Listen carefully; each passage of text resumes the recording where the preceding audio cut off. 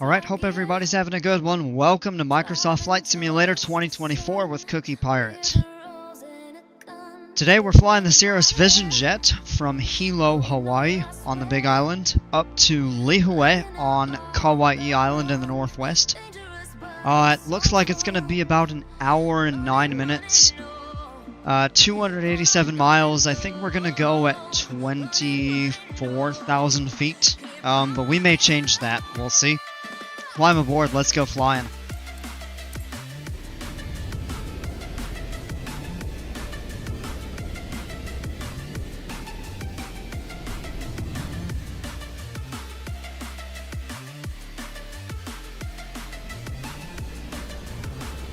Alright, we're ready to fly.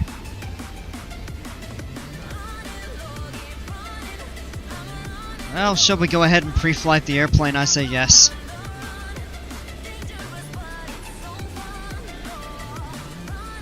All the wheel chocks. Check the... Oh, don't put them back. Come on. Are we flying over Fakarava today? Hey, Maria. Not in this.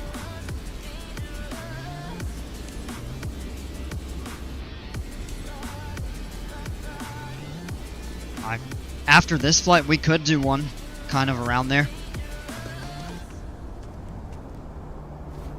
Alright, remove the pitot cover. Alright, let's come up, check the aileron. Examine the flap, come on. Good. Let's check this tire back here. Good. Check the brakes. And the wheel.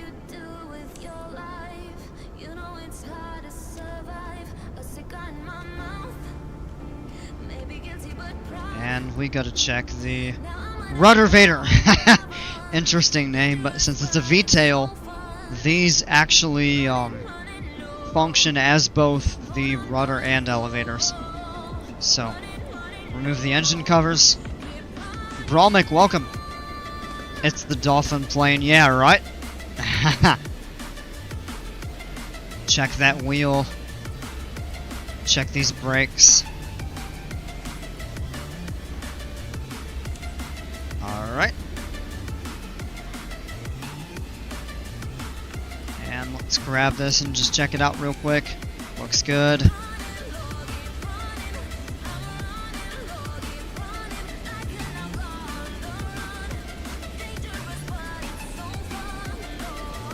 Alright, we've got everything for this plane. Let's go ahead and get in.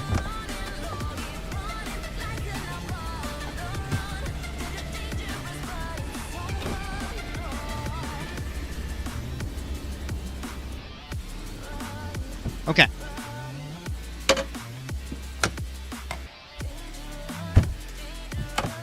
Let me pull our checklist up.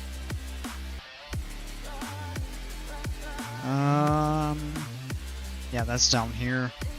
Uh-oh, hold on. Okay, yeah, there we go. Alright. We've got all of that done. You actually have to go through and manually check off everything. Alright, parking brake can stay on. We'll turn the battery and generator switches on. Those are... Okay, yeah. So, battery 1, battery 2, Gen 1, Gen 2. You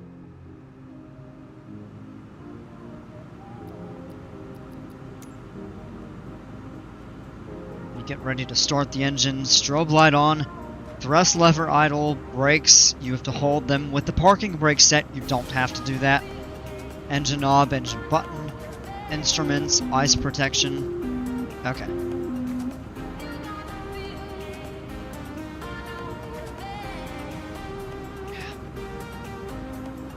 We can see this panel a little bit better.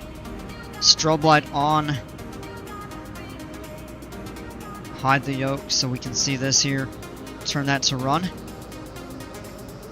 Engine start.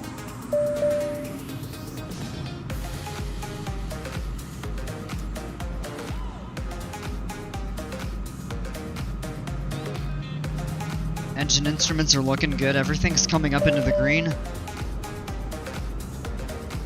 Ice protection is required. We don't need it. Oxygen switch.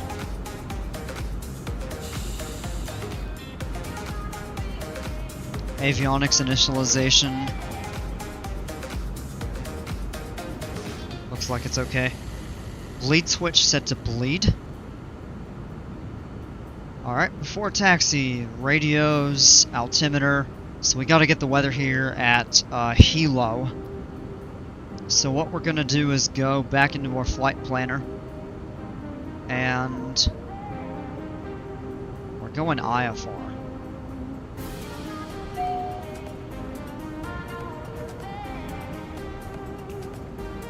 Let me see. Airport facility chart for Hilo. That is not the right one. It's ground chart. Okay. So we're back over here. ATIS 126.4. Let's actually go in and set... Ooh, excuse me.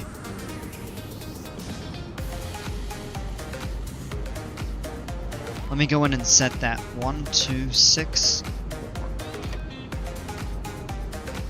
Switch them. Hilo Airport Information Echo 2000 Zulu. Wind 331 at 7. Visibility 10. Sky condition clear. Temperature 28. Dew point 20. Altimeter tree 002. ILS runway 26 in use. Landing and departing runway 26. VFR aircraft say direction of flight. All aircraft read back OSHA instructions. Advise controller on initial contact you have echo. Alright, so we got the weather information. Echo 200. In this sim, you actually have to listen to it to get the weather. Okay, I'm into Hawaii. Yeah! Fun place to fly.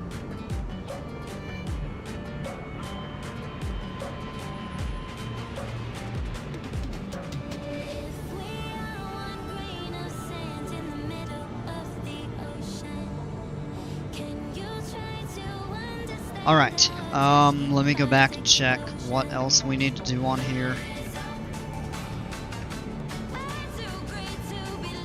Altimeter set, transponder we don't have to worry about. Heading bug set to runway heading, so we've got to go back into the chart.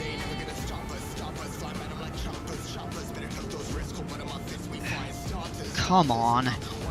Why is it doing that? 259 is runway heading. And that's the runway we're gonna take, I think.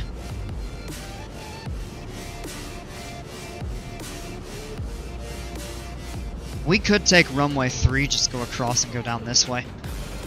Maybe we'll do that. So 030. So let's go into the heading bug.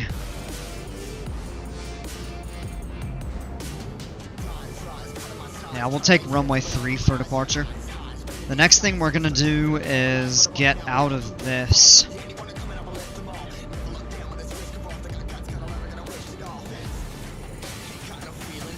And then from here,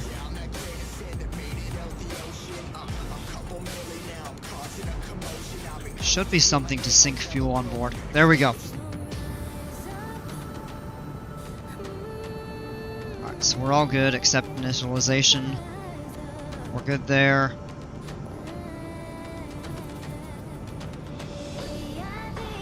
Performance, takeoff data. We're gonna take runway 3.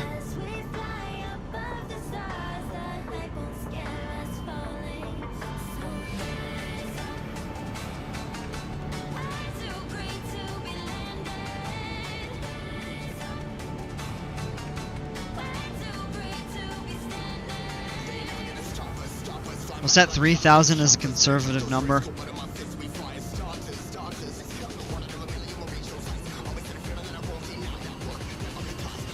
Yeah, we're gonna be fine there. Alright.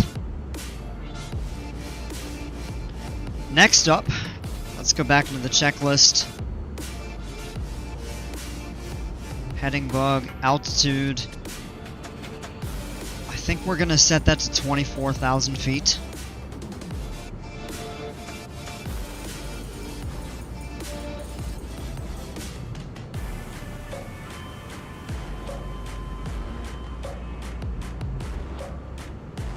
Alright, out of the cockpit, let's check the flight controls. Rudder. Elevator. Ailerons. Flaps to half. That's good. Back into the cockpit here. Trim set to recommended takeoff parameters. It's a little tough to see that.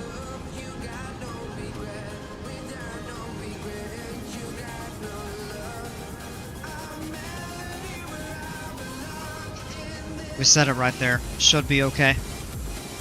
Flaps are half. Takeoff go around button. Can't even find it. I think we're actually supposed to do that for whatever reason. Flight director pitch. 10 degrees.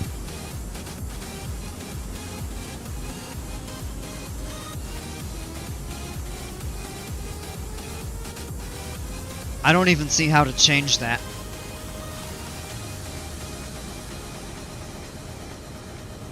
Takeoff pitch trim. Do we need to readjust that?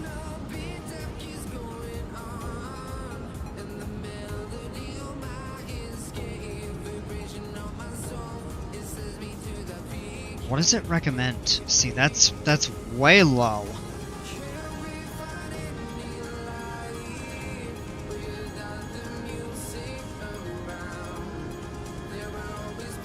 Move the other way. Alright, that's good.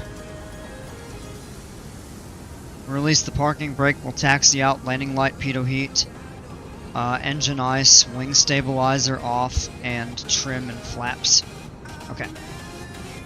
Alright, let's go ahead and taxi out. So we're going to release the parking brake here, and we're going to power up very gently.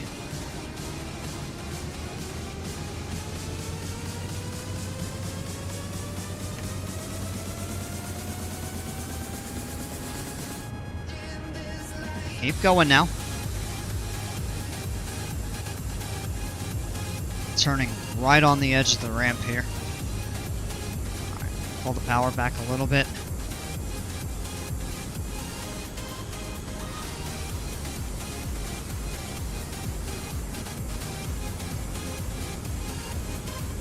What a really interesting configuration.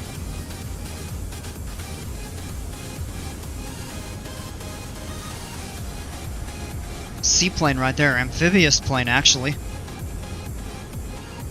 And we're gonna join out over here. Let's just make sure this runway is clear before we cross it. Oh, that's beautiful. What a view. Yeah, we're good. So we're gonna cross here.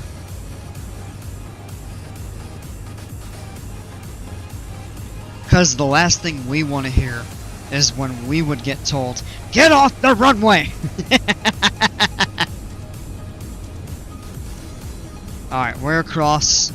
Now we're gonna turn left and go down to the end here.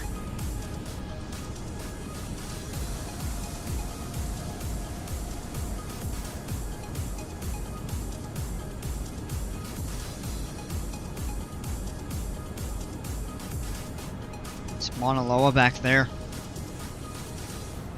That there, I believe, is Mauna Kea. Two very prominent peaks in the Hawaiian Islands. Well, on the Big Island, I should say. Mauna Loa and Mauna Kea are the two tallest volcanoes.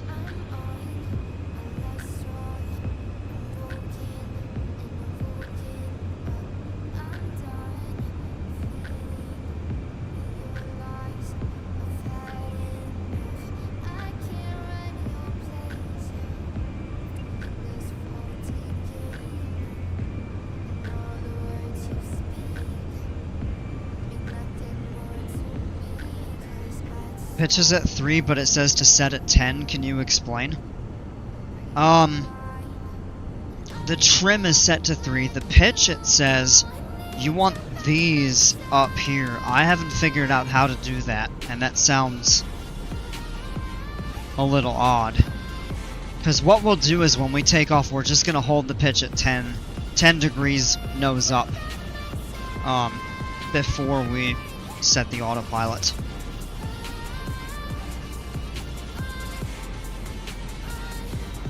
Alright, here we are coming up to the hold bar, so let's go ahead and stop, set the parking brake. So, what that's saying, the trim is set here. But this is saying when we take off, we want the flight director to control the pitch angle at 10 degrees. Trim and pitch are connected, but they're not the same. The trim makes it a little bit easier to fly at a certain pitch up or down attitude without having to hold the flight control stick so much. Alright. Let's go and set a couple things. Heading select on, VNav on. FLC we have set to 165. Let's go ahead and turn the landing light on, pitot heat on. Alright. And yeah, that's just saying the caution for the parking brake. I know the parking brake is set. Okay. Set nav on, heading on. Okay. Now we are good. Release the parking brake, taxi out onto the runway. Let's go ahead and pull those. The pins. Hey there, sorry I'm playing Planet Coaster catching up on some work before this nightmare week.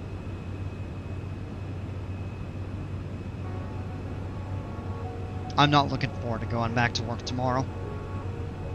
I'm half tempted to just call out and take a sick day.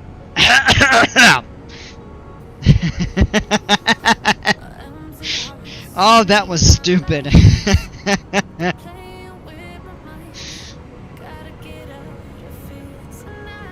Alright, let's line up here. Alright, runway heading. Full power.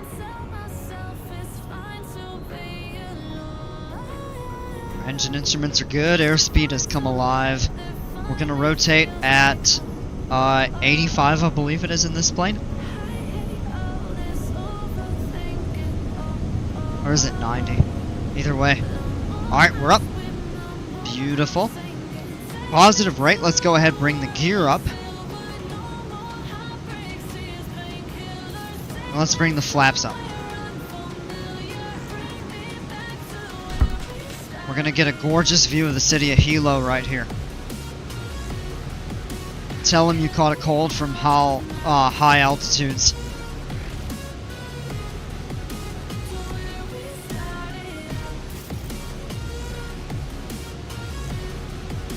Alright, so the 10 degrees pitch, we're actually at about 15 right now. This is about 10 right there. Let's go ahead and turn. Take a sick day and tell them you're sick of them at work.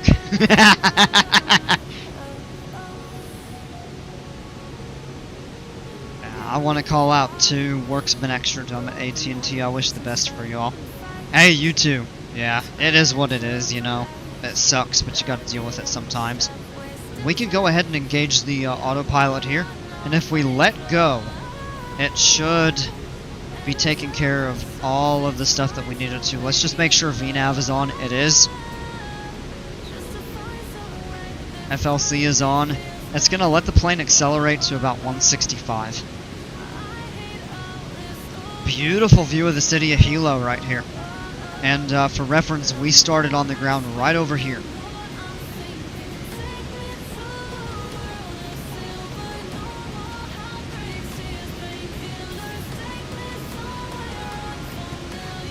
Alright, at this point we can actually turn the auto throttle on.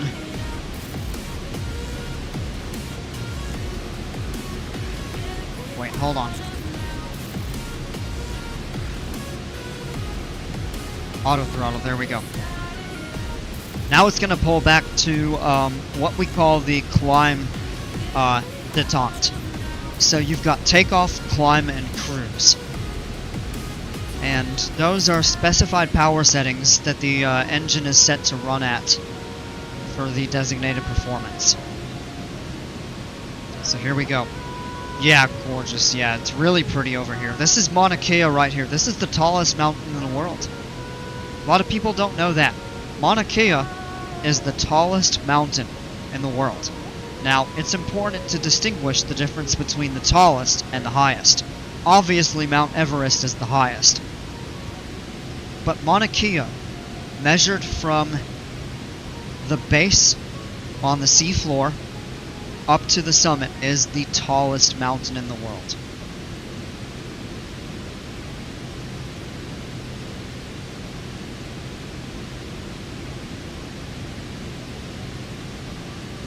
It is also the highest point in Hawaii. From the base of the ocean, yes. Down about 18,000 feet. And the summit height is almost 14,000. I want to say it's like 13.8. And then if you look over there, Mauna Loa is like 13.7.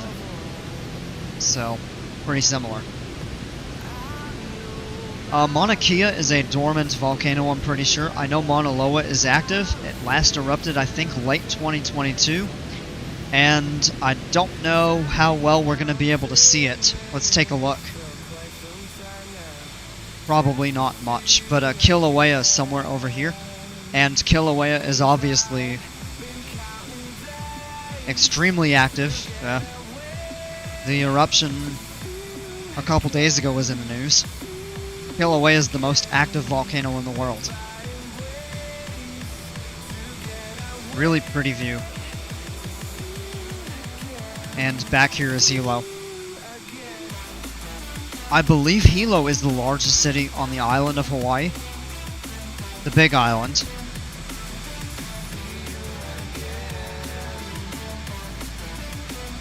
Let's go back into the cockpit here.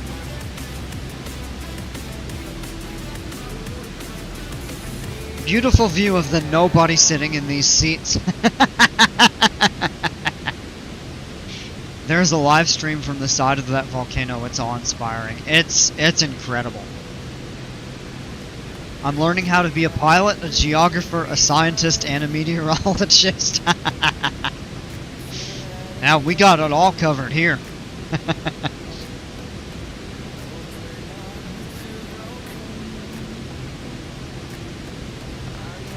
Let me pull the tablet up for our map. I'm not really fond of how we don't have a map that we can just pull up, like in 2020.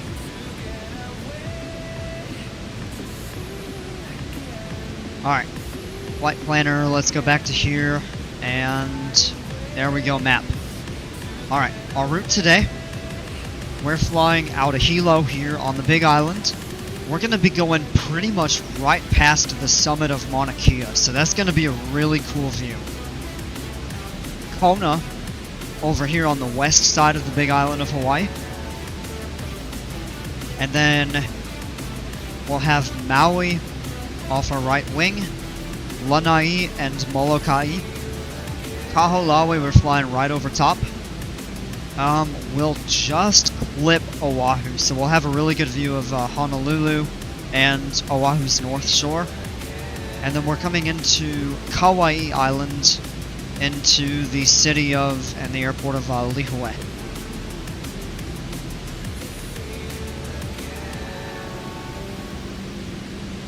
So it should be a pretty interesting flight, but this is going to be a major highlight right here. That's the summit of Mauna Kea, right here. And we're climbing, we're at 12,000 and change. The summit height is just below 14,000, and you can actually see, if you zoom in, all the observatories on top of Mauna Kea. Can you teach me how to be a millionaire? Come by later, you'll learn how to be a coaster engineer and a theme park decorator. Oh, stop it, you all. Don't flatter me.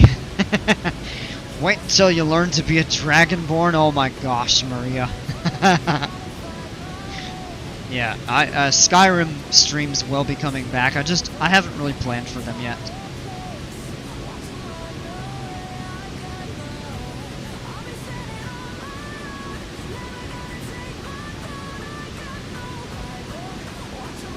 Oh, this is spectacular, though. Oh, man. Like 14,000 feet. And the summit of Mauna Kea, let me look it up. Let me get out of Alaska on the Sky Vector charts. I know it's going to show up on Hawaii.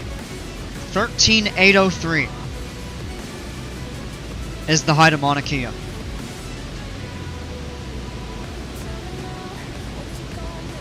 This right back here is Mauna Loa, which is 13,679 according to the chart. This over here is Hualalai. Have fun saying that a couple times. Hualalai, Hualalai, Hualalai. I can't even do it 3 times. And then if you look over here, there's an extinct volcano called Kohala, which makes up this little peninsula on the northwest side of the island. The big island of Hawaii is made up of 5 volcanoes. 1, 2, 3, 4, and then Kilauea all the way back in the southeast, which we can't see from here.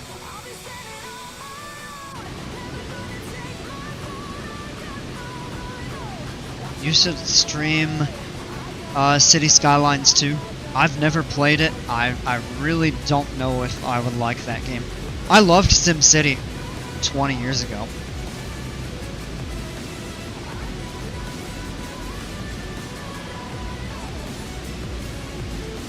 But I've also heard that game just bombed on release, and it hasn't recovered like PC2.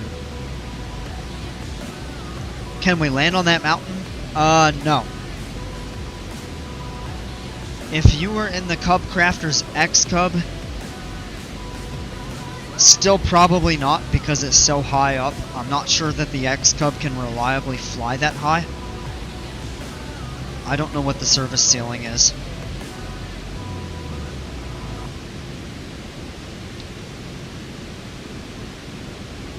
On some of the smaller mountains on other Hawaiian Islands, we probably could.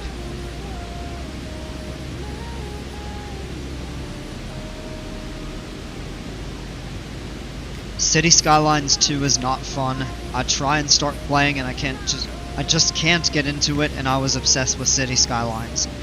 I never played either of them, but the last game kind of city builder that I played was SimCity 3000 Unlimited. So I didn't even play SimCity 4. But 3 was pretty great. Or 3000. Okay, if we take a look over here, and we're getting pretty close to 18,000 feet, but an absolutely beautiful view of Mauna Kea. Mauna Loa. This over here is the island of Maui, and Haleakala is the top of the volcano on this island. It is just over 10,000 feet tall. And then, if we take a look at the map, Maui here is made up of 2 volcanoes. This is Haleakala, which makes up 3/4 of the island, and this is an extinct volcano that has eroded over time that makes up the western portion of the island. And it's predicted in anywhere from a few hundred to a couple thousand years, Maui will become 2 islands, because this is very low terrain. Very low. So with rising sea levels and erosion, eventually this will be underwater. It's also believed that these 4 islands, Molokai, Lanai, and Kaho'olawe, all made up one big island, and it's called Maui Nui because Maui is the biggest. But I can tell you the ocean is pretty deep between some of these, as much as 800 feet between these islands. Just up here. And then it can be several thousand feet deep between here. You have the island of Oahu, most famous with Honolulu, the North Shore, Waikiki Beach, Pearl Harbor, obviously famous from World War II. Pearl Harbor sits right up in here. And then you have the island of Kauai, which is the oldest geologically. And then the island of Niihau, which is kind of isolated and also privately owned. And it is the only place in the state where Hawaiian is spoken more than English. The native Hawaiian language lives on this island. Hawaii is a fascinating place. I went there 2008, so quite a while ago. Alright, coming up on 24,000 feet, so we're actually at 20,000 and change. Let's go ahead and set standard pressure. And our climb is slowing down, but we'll reach cruise here in just a bit.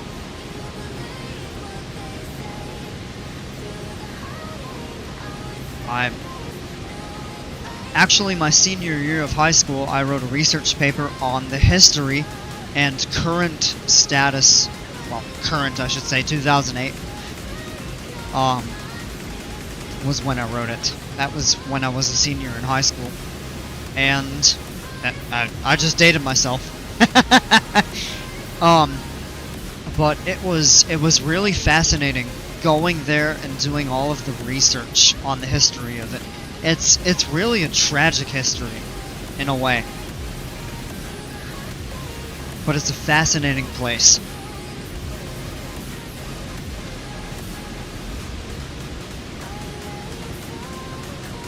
I hope to go back someday.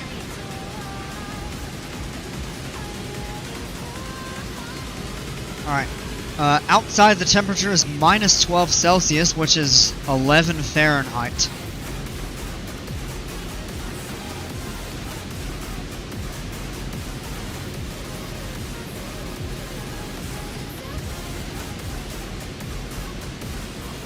Oh, get out of that.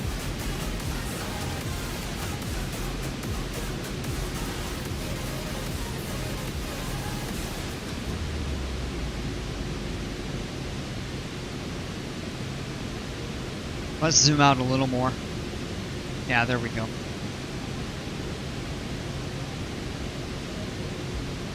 I just have to clear this right here.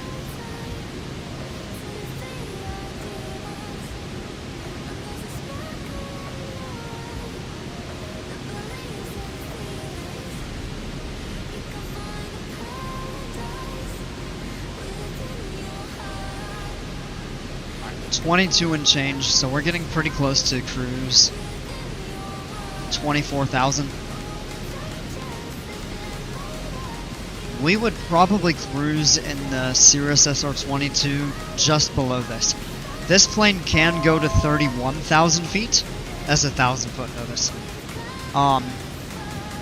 But it struggles to climb once you get up above probably 27 or so, I would say. We're just gonna go at 24. JP, welcome back, man. How do I get out of these checklists? Okay, there we go. Just hit the button. It says full. So it'll take the main window and line it up there. But here we are. Beautiful view of the ocean. Again, just like on our flight earlier from Kodiak up to Soldotna. You get a great view of the ocean, and everything else is completely clouded over. Alright, this is the island of Maui. And if you turn back, we're just about to cross over the edge of the big island. This right here, Kohala Volcano, Mauna Kea, Mauna Loa, Hualalai, and Kilauea is on the back side there.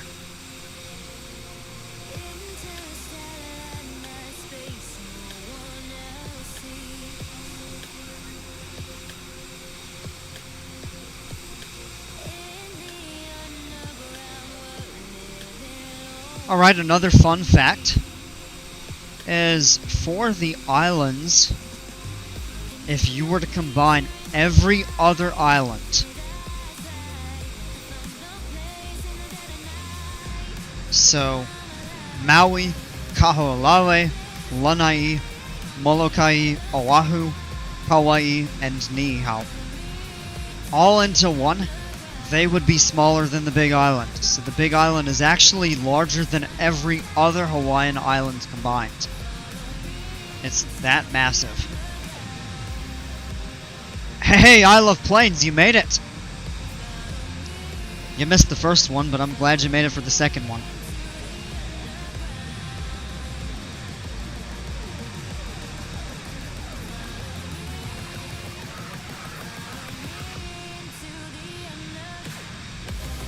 Nice in Hawaii, yeah. Our first flight, I actually went back to the old sim, did the SR-22 up in Kodiak, Alaska, up to Soldotna, just outside of Kenai.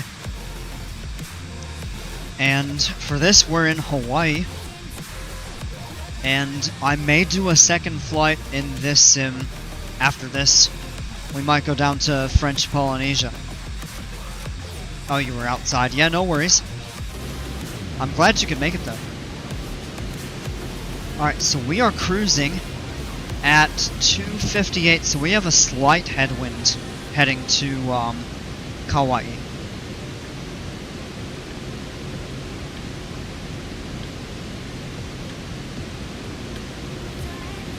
And up here at 24,000, the temperature is 1 degree Fahrenheit. Minus 17 Celsius. Also, Cookie, the coaster is going good. I got pass and stuff, just got to theme it. Alright, I'm looking forward to seeing it. Great view of the ocean again. Over here we can see kind of the eastern edge of the island of Maui.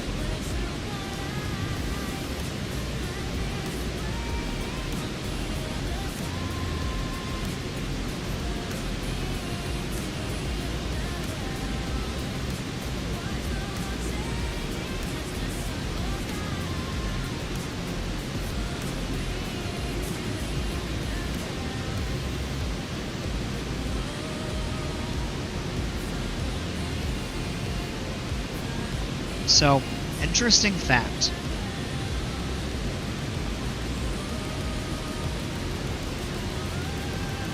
When I first started thinking about learning to fly, I had a career goal of flying inter-island routes for Hawaiian Airlines. I wanted to be a 717 captain and fly between each of these islands. I love planes, LOL is here, thank God. I saw older chat messages. City Skylines is fun if you know how to do stuff. I've heard it's really buggy. The second one. The first one I've heard is really...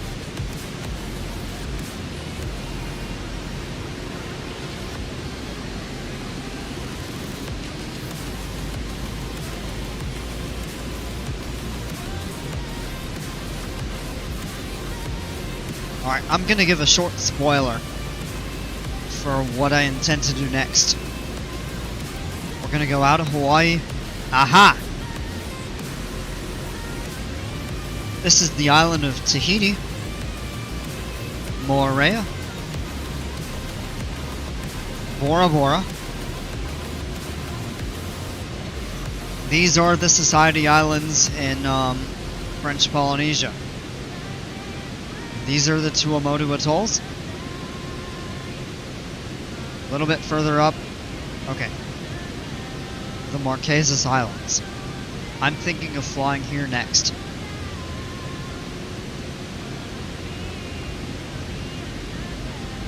Compared to these, the Marquesas are pretty untouched. Tahiti, isn't that in the Caribbean? No! No, it's in the South Pacific, man. I've been watching multiple people do streams, and it's looked, felt, and so far been incredible. Also, your stream is going in and out unless it's on my end.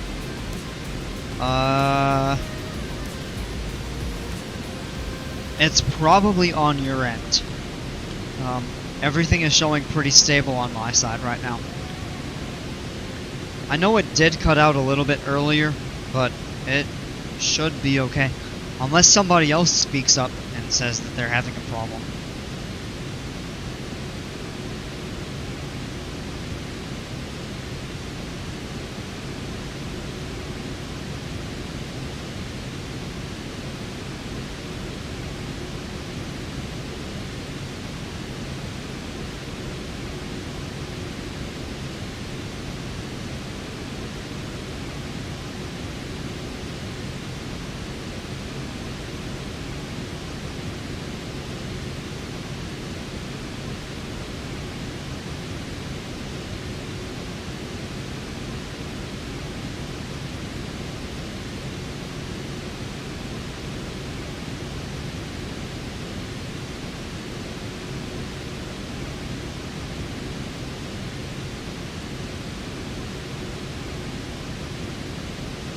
Oh, it's YouTube.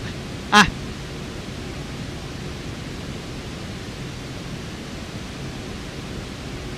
Oh, my music paused. Okay.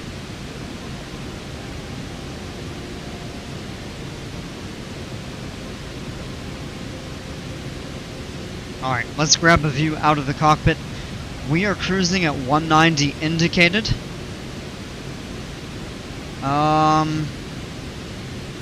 270 over the ground. Very slight headwind. Once you get at a certain point, this changes over to Mach.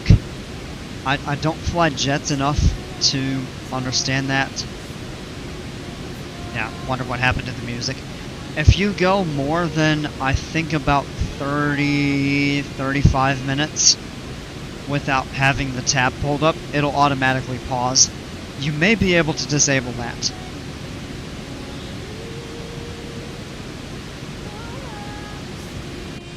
So, this is Kaho'olawe. This is the smallest island in the main Hawaiian group. Can we play some John Williams bangers, or is that a copyright infringement? I believe that's going to be a copyright hit.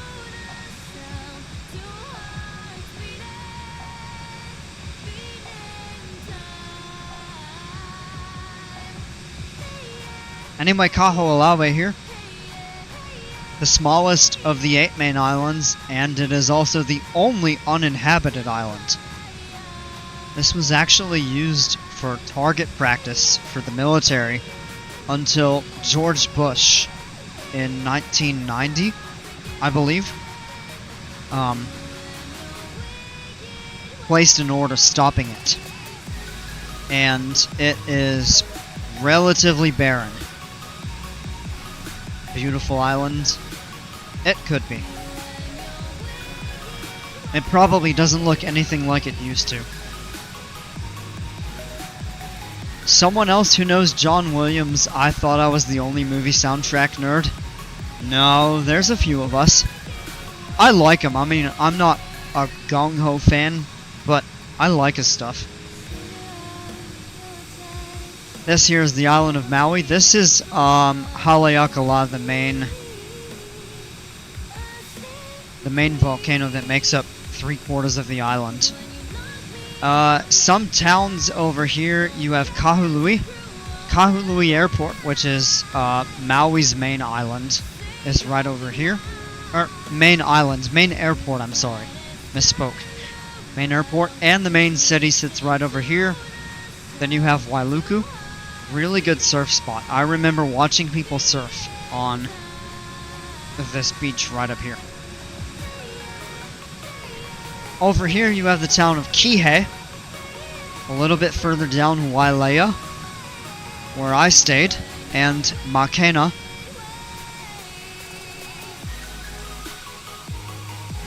And the western side of the island, this volcano is extinct and it is pretty eroded. You have the town of Lahaina, which 2 years ago was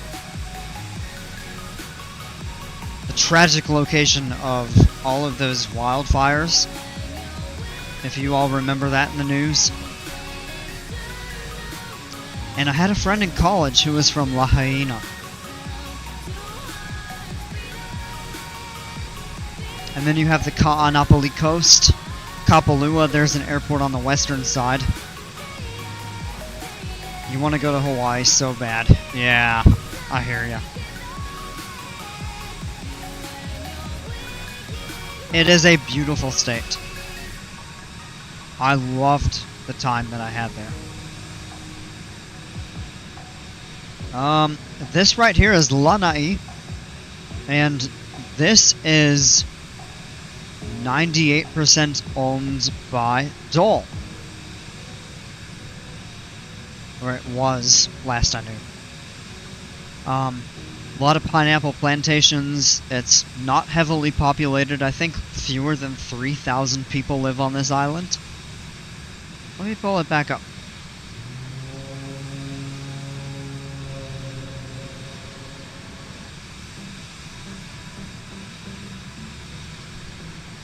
Nope, I was wrong.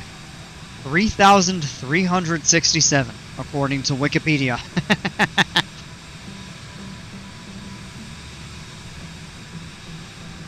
He just so happened to write some low-budget tracks such as Indiana Jones, Jurassic Park, Hook, and a small indie flick called Star Wars. Yep. No, it's really good stuff.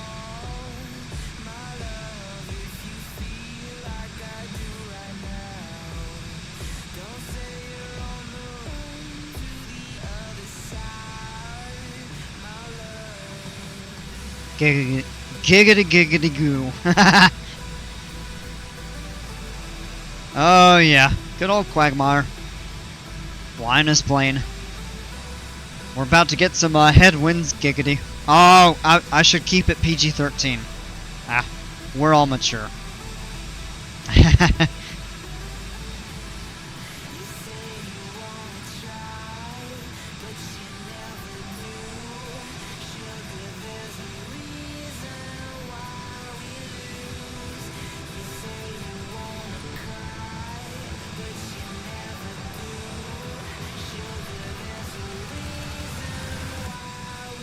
This up here is Molokai. Molokai is nicknamed the Friendly Isle. There's 7,000 people that live on that, and there is supposedly one single traffic light in the main town. Let me pull the tablet up. And let me go back up to Hawaii.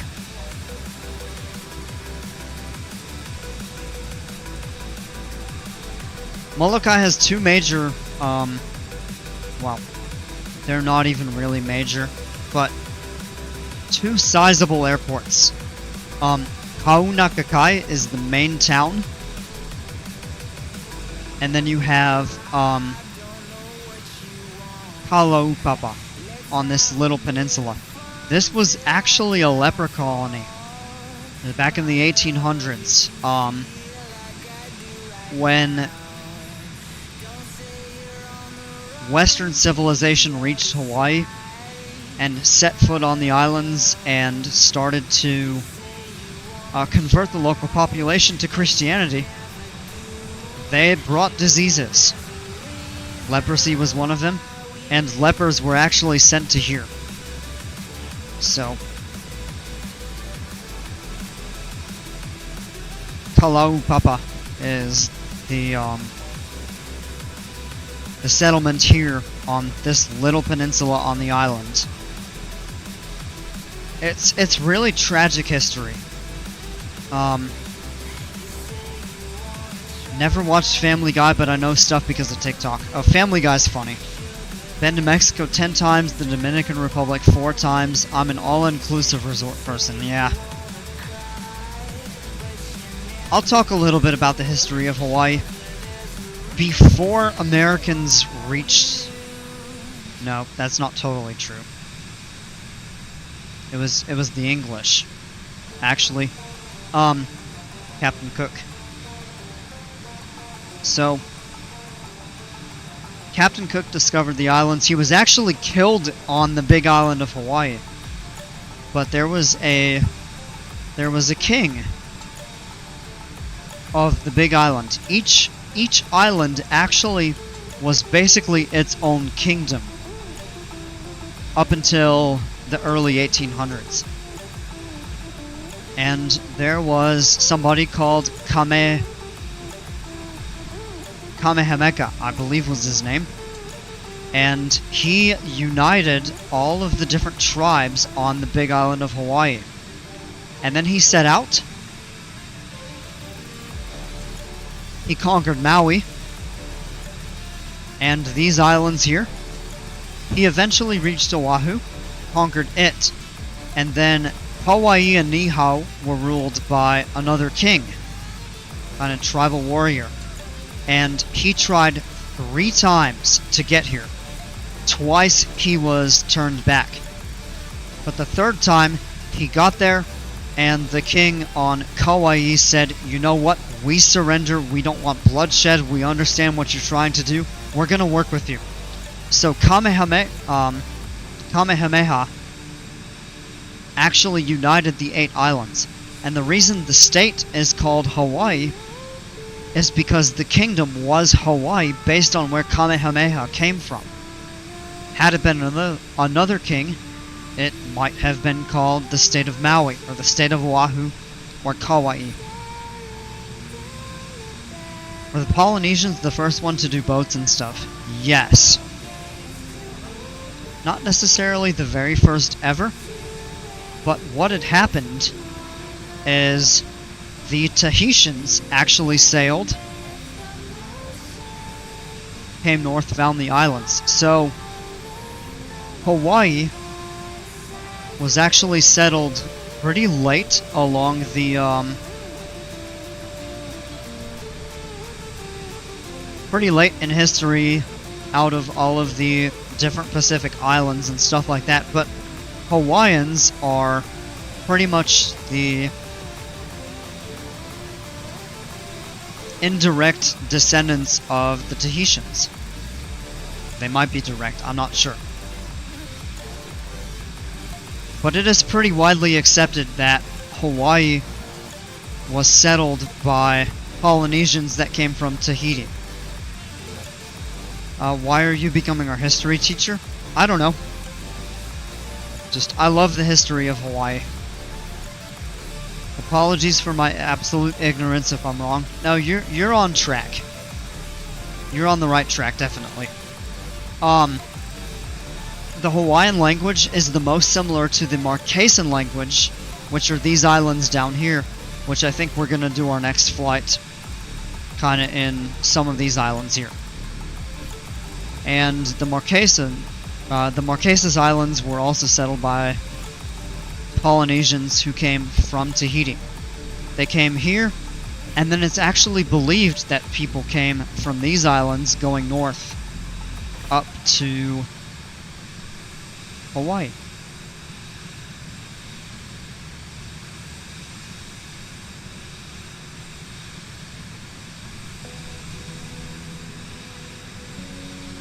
The ancient Polynesian religion, it varies between island groups, but it's relatively similar throughout. And then in the late 1700s, European discoverers brought Christianity to the islands, and so of course the main religion in Hawaii now is Christianity, but they do mix some ancient beliefs with Christianity. It's a first-class flight with the excursion into the island's history. Yeah! Aloha. Aloha is hello and goodbye. And the other one you might hear is mahalo, which means thank you.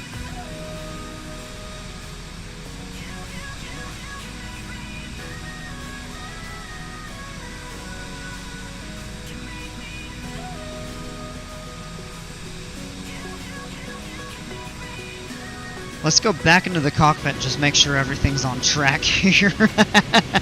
We've been outside looking around so much. Yeah, we're in good shape though.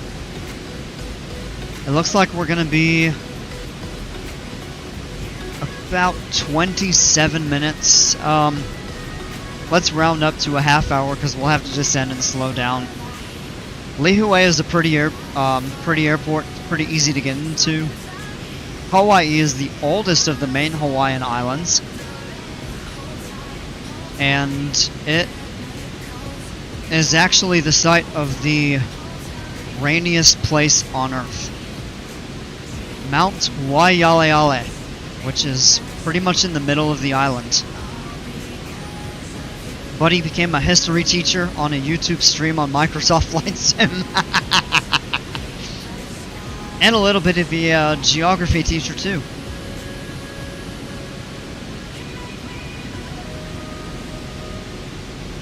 I love Hawaiian history though. It's really fascinating.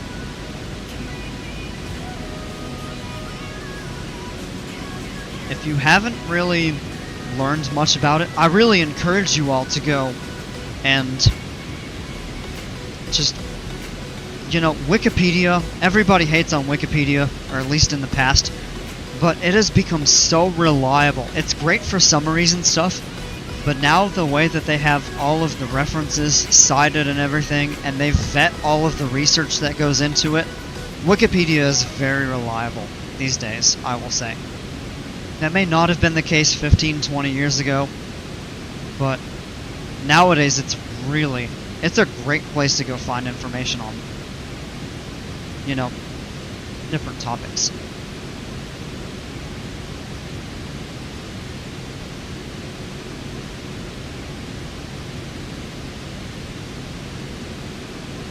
What if we're broke? Dog the bounty hunter was always busting people smoking ice in Hawaii.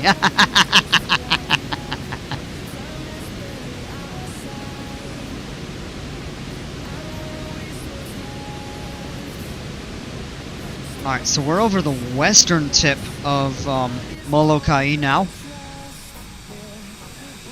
Coming up is Oahu.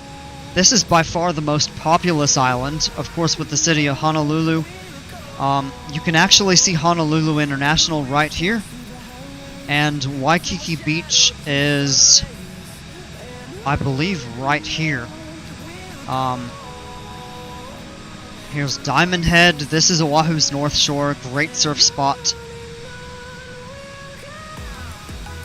Kalailoa is an army airfield right over here. Wasn't Hawaii supposed to have a tsunami this summer? I think it was when that earthquake up in eastern Russia happened. And it actually ended up not really doing much. So if you go way up, the earthquake happened somewhere around here, I believe. It affected the Aleutians and Alaska over this way to a lesser extent. But it really ended up not being that severe, and I think part of it was because the earthquake was so deep. It really didn't have the impact that people were expecting, which is a good thing.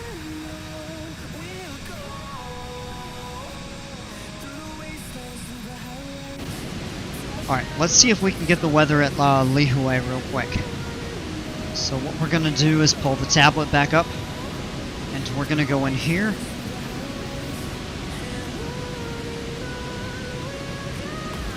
PHLI is the airport we're going to. Let's see if we can get a chart. 127.2. So let's actually go in onto the nav and comm. 127.2. Oops.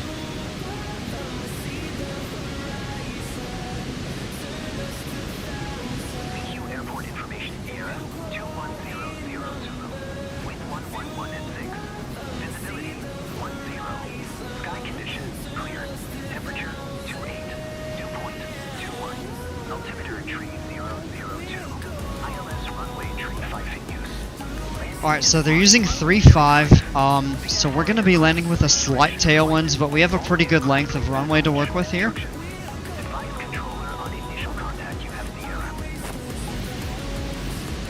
So we'll be coming in basically from back here, landing this way with a slight tailwind, not a big deal. Alright, we can turn that off. So what we're gonna do is go back into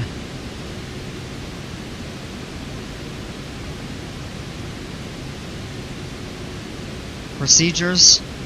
We're gonna load the approach ILS-35. Show on map. Akule, I believe, is our final approach fix. But I'm gonna pull the chart up. Let's get that there. That's a repeat of the song.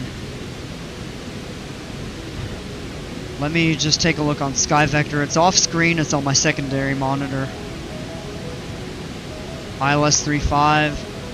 Akule is not the final approach fix, it's actually Morke.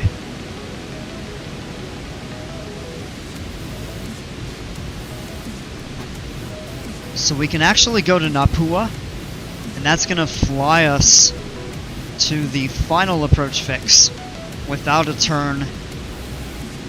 Let's actually load and activate. Going to be a slight turn here.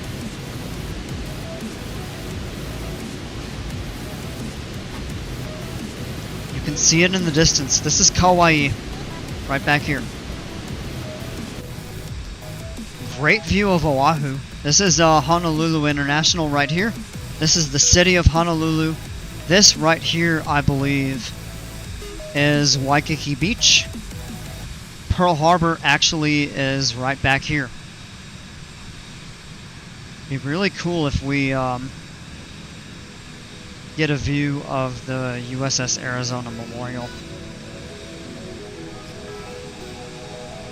I think that is it right there, but I could be mistaken.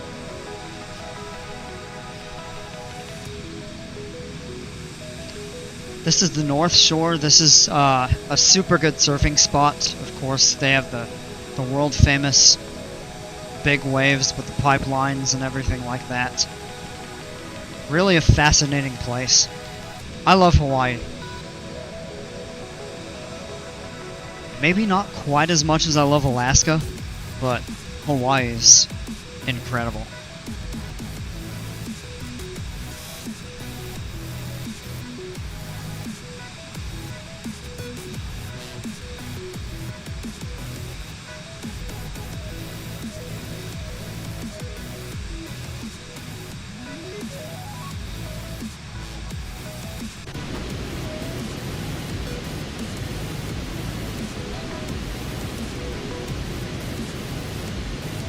Top of descent is coming up, so let's actually... Wasn't that ship in Pearl Harbor? It was. Yep. When the Japanese attacked Pearl Harbor in 1941, which of course brought the US into World War II, they badly damaged 8 major battleships, but all but 2 of them were restored to service. They were repaired, brought back to service. The USS Arizona was one of the 2 that were not.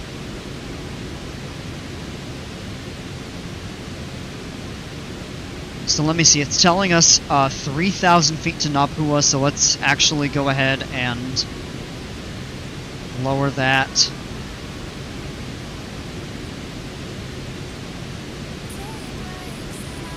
3,000.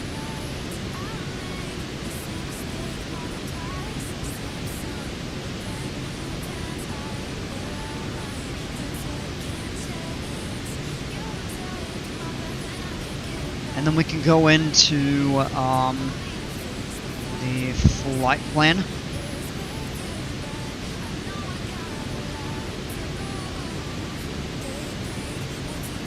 We have to cross over 3,000.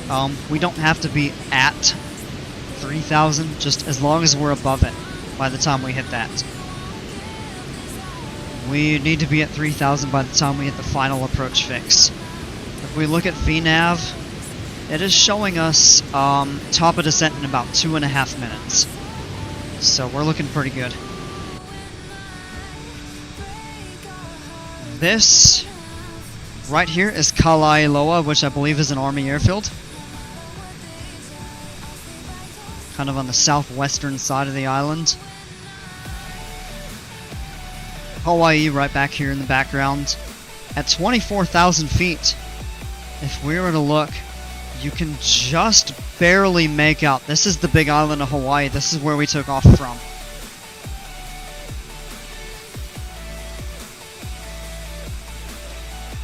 Maui and those other islands are kind of clouded over.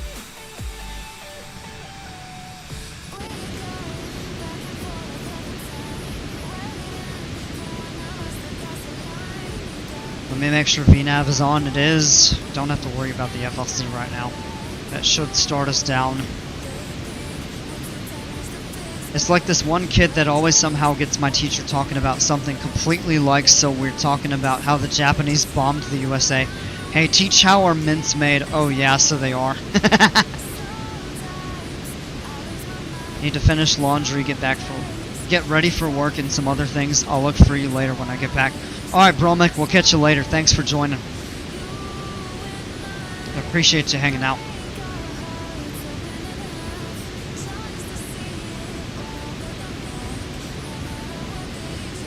Vertical track.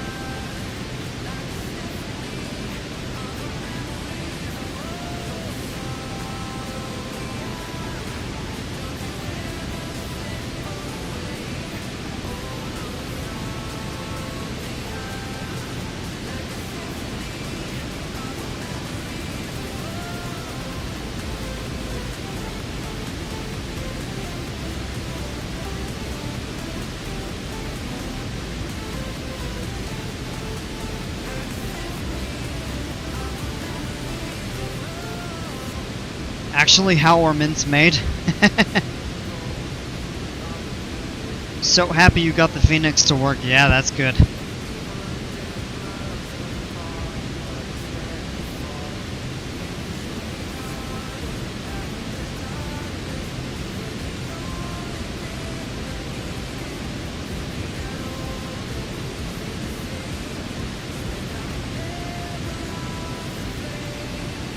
My dad used to say that chewing gum is made of petroleum. Oh!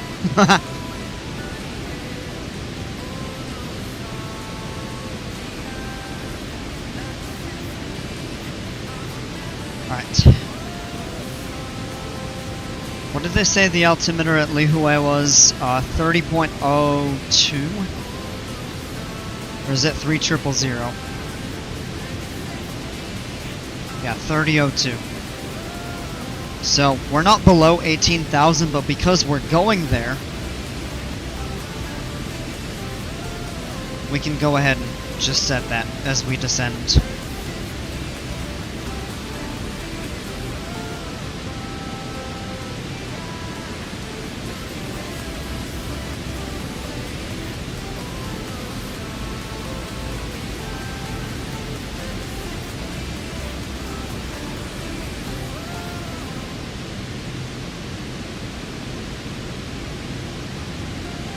Alright, I'm gonna open a poll. The next flight that we're gonna do is in the Marquesas Islands. And what I want to decide is what plane we should fly.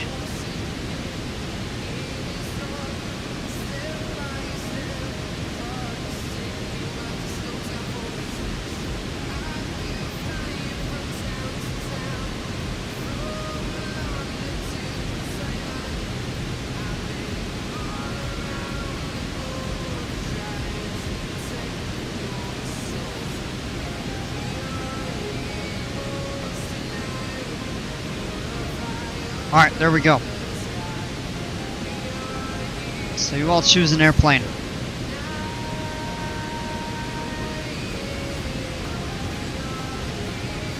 How was glitter made? I'm not really sure.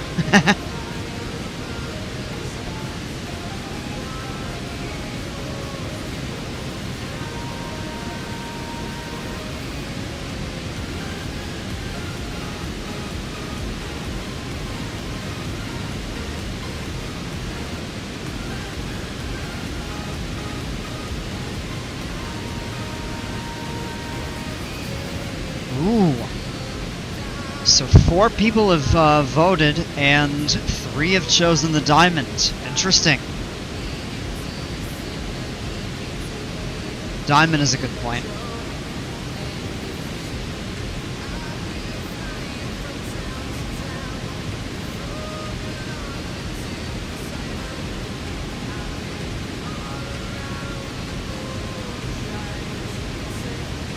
Alright, you can see Kauai out here.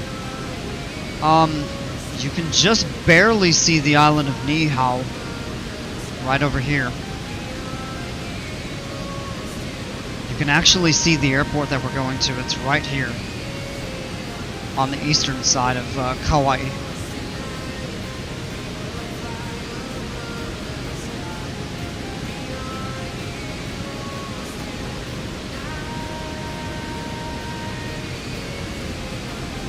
Alright, temperature at 15,000 feet is 33 Fahrenheit, 1 Celsius. Relatively warm for the altitude.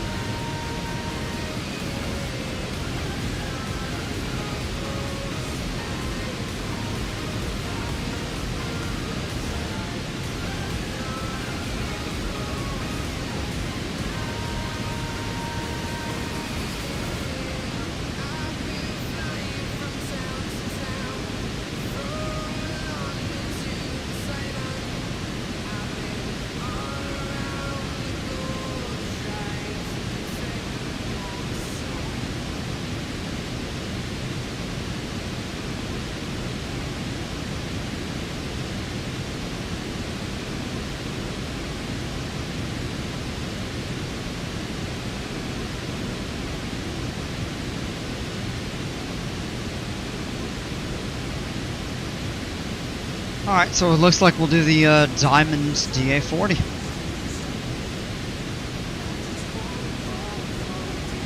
It'll probably end up being about a 40-minute flight that I've got planned out.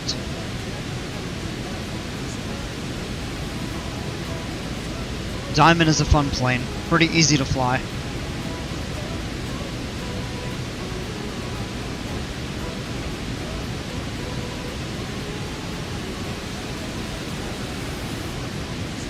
We're about down to 12,000 feet.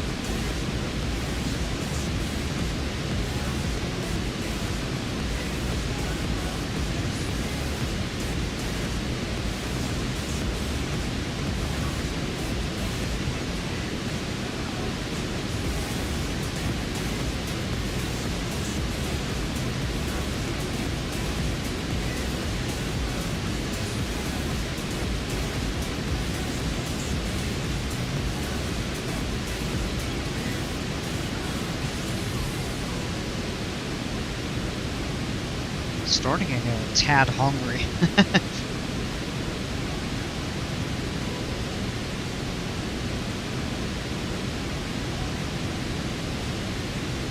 So if we look on here, we're going to get to here at about 5,000 feet, here at 3,000, and we'll fly final approach right into runway 35 at Lihue.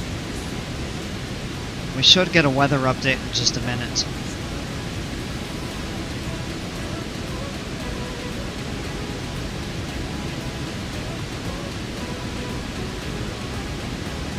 "10,000 feet and it's 49 degrees outside. That's actually really warm for the altitude.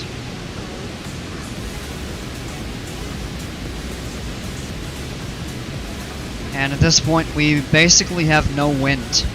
Our airspeed and ground speed are about the same.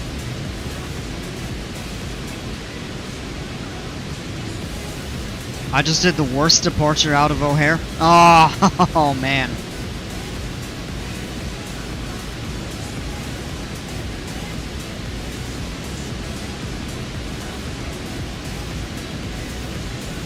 That's alright. It happens.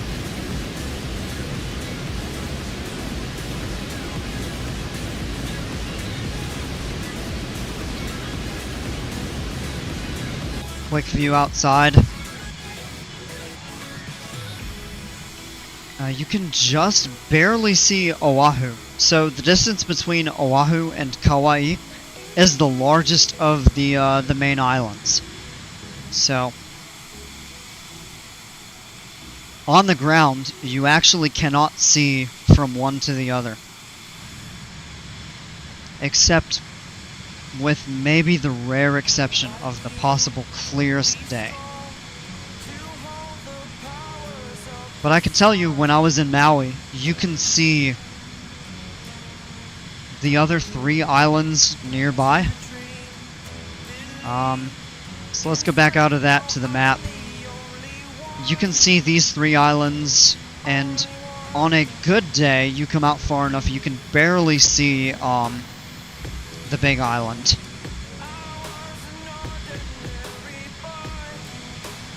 But it's all relative.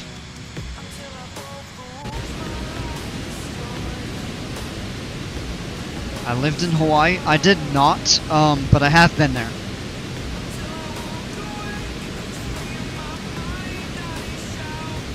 It's one of the most memorable places I've been to. It was a fantastic trip.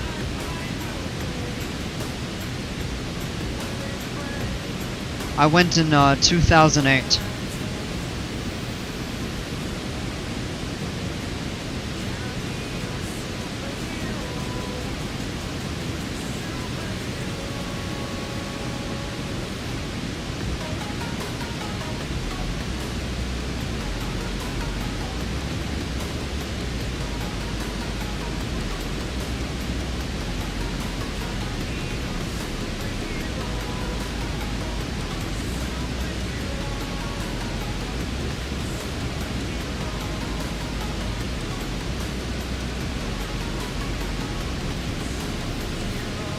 Alright, we're gonna have to get the plane slowed down. We're gonna go ahead and turn auto throttle off and pull back on the power. Try to get slowed down to about 150 by the time we get to there.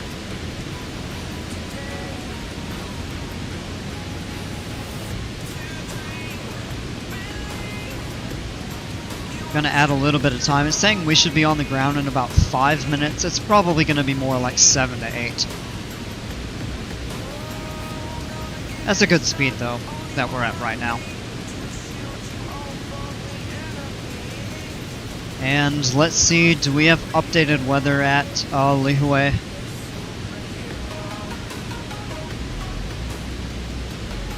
Not yet. Okay.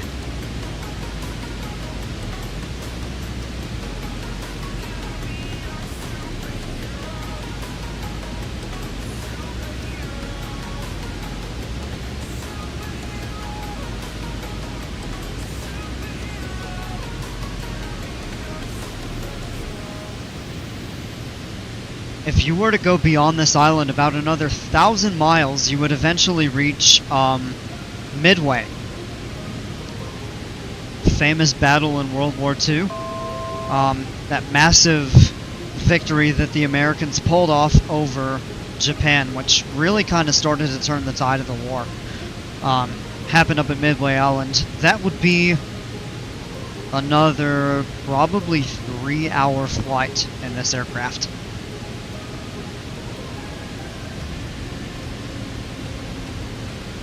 No, not Chicago Midway. Midway Island. I'll pull it up on a map a little bit later. Alright, let's continue this down to about 1500.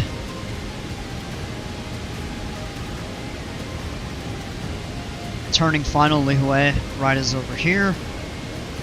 This is the runway we're landing on. We actually see it and could proceed visual. But, let's go ahead and activate the approach. Oh no, don't do that! Oh, come on. Alright, we're gonna disconnect the autopilot flight by hand, because I don't want it to turn us kind of in that loop. So let's go ahead and get the plane slowed down. What are our speeds for the flaps again? I gotta look. 190 for half and 150 for full. Okay. So we can actually go half flaps here when we're ready. Just gonna fly the approach visually. We're far enough away, we have a little bit of time.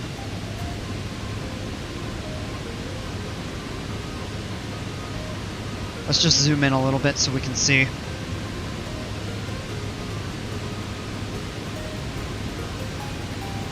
Get lined up a little bit better. Autopilots take over the planes. I mean, they're designed to do that, but when the autopilot tells you to do something you don't want to, you've got to go manually. And we're at 1200, we should level off. We're a bit low right now. We really should be closer to about 2,000 feet, I believe.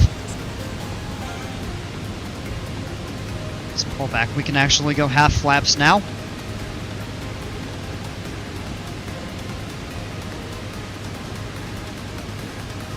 The CDI hasn't changed back over. Alright, there we go. Localizer 1. That's what we want.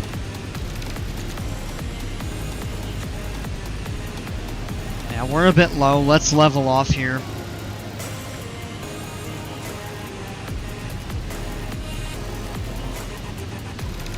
Alright, we have half flaps. We can go full. And gear down. And then let's add a little bit of power. Let's turn back on course here. 500. Yeah, we're a little bit low. Flying this approach. So let's just level off right here for a minute. Add a little bit of power back in. Our approach speed can be about 90 to 110.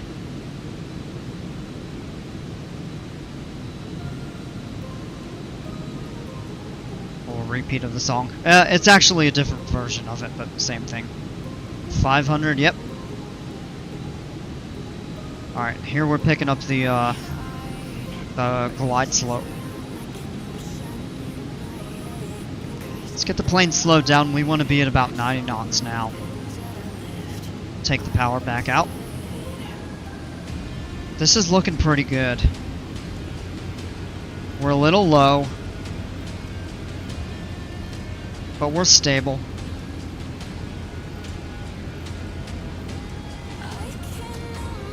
Add just a touch of power. We're a little slow now. And remember, with the VisionJet, the power's a little less responsive than in the SR22, by virtue of it being a jet. Alright, right over the runway. Let's take the power out. Right down.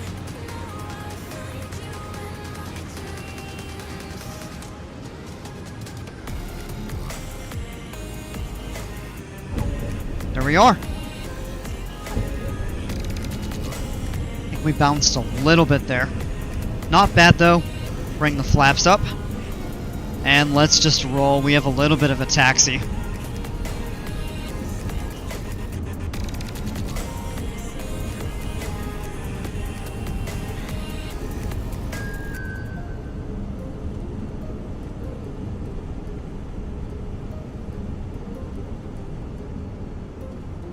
That was good. Yeah, not bad. We bounced a little bit. But yeah, not bad overall.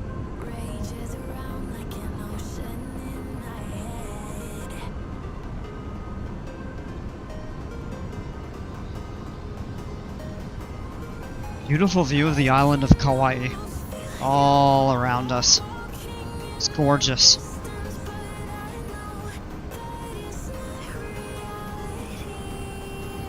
Alright, throttle up a little bit. Let's just keep rolling past the whole line here. Alright, let's hit the brakes right here. And we're gonna pull the tablet up to just figure out where we should taxi to park. So we'll go into our charts, airport ground chart. Alright, so we're here. We're gonna cross. That's the terminal, so the GA is gonna be right up there. So we'll go this way, and we can take either of these two into the ramp. Alright, so let's throttle up. Get rolling.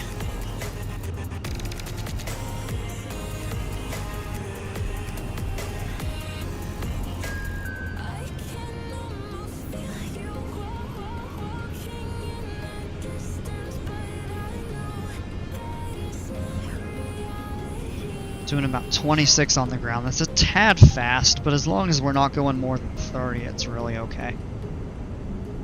We can tap the brakes a couple times if we need to. And I like that. Clear this runway. 3, 2, 1. Yeah, we're good. Let's go ahead across.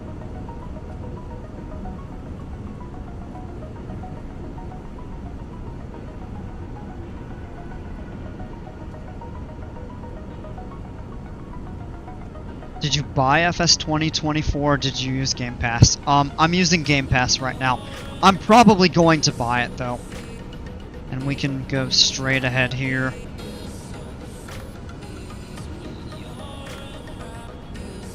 See a little better over the nose this way.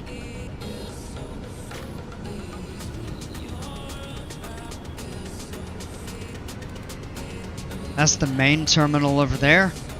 And this is all the GA parking here. So let's just go straight up ahead. And it looks like they're going to park us right up here by the helicopter.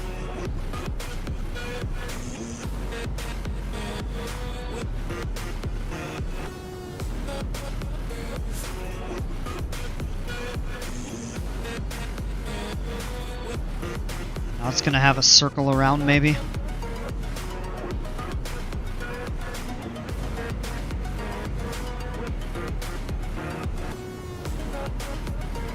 Kinda interesting is just standing right here. Helicopters are some wizard crap. I'll tell you what, we're just gonna go ahead and park ourselves. I'm not gonna try to squeeze behind that helicopter there. We'll just go right up here next to the hangar. Throttle up a little bit. Come on. Taper off.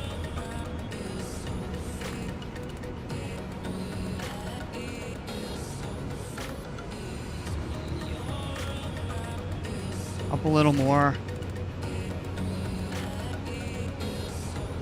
Yeah, right there's good. Alright. Let's set the parking brake, and I've got to pull the checklist up for the shutdown procedures. I don't remember all of them.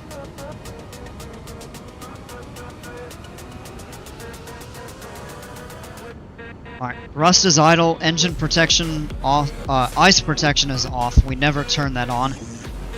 Let's turn the bleed air off, so we'll switch to fresh. Pitot heat can come off, oxygen switch off. We'll turn the lights off here. And then generator switches off. That's these two right here. Can't damage this multi-million-dollar plane, yeah. These go for a little over $3 million. The SR-22 turbos go for about $1 million. Engine opt off, and we'll press the button to stop the engine right there. Confirm N2 drops below 24%. It is at 15. We're good there. Battery switch is off. And the parking brake is set. Go ahead and pause the music here. Alright, here we are on the ground at Lihue on the island of Kauai in Hawaii. Out of the cockpit. Alright, airplane is shut down. And everything looks good.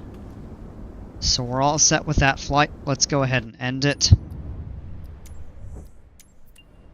And we're going to go into the Diamond. So let's go ahead and load that up. DA-40NG, fantastic plane. And our next flight is going to be down in the Marquesas Islands. Ooh, the weather is great. Clear skies just around here. You can see a fair bit of clouds around. But we are going to load in on Nukuhiva, which is the main and largest island in the Marquesas. Let's just set up right over here. Set as departure. We're going to go to the second most populated and second largest island of Hivaoa. So we'll load in. You know what? Tell you what, we're going to do the reverse. We're going to start on Hivaoa and go up to Nukuhiva.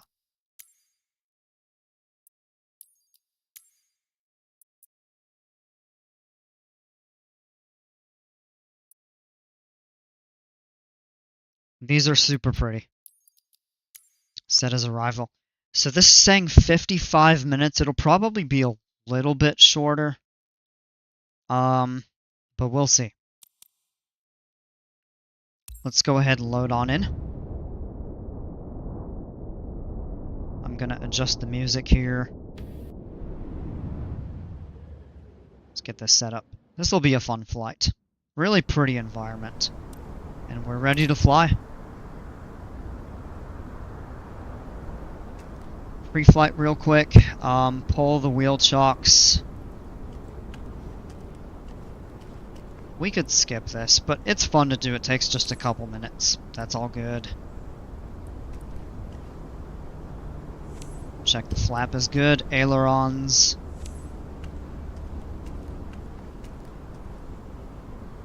Pull the pitot heat cover. Check this wheel that we can't even really see at the moment. Yeah. That's tough to check that. Can we get to the brakes from here? Come on. We can skip it if need be. Nose wheel is good. Engine covers. Those are the most important things. Dishwasher can get emptied later. I'm back. LOL. Welcome back. We're going to do one more flight here. Then I'm going to take a break and we'll do Planet Coaster after that.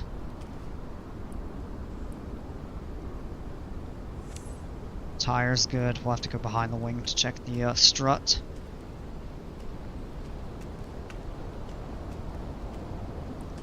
Check the right flap.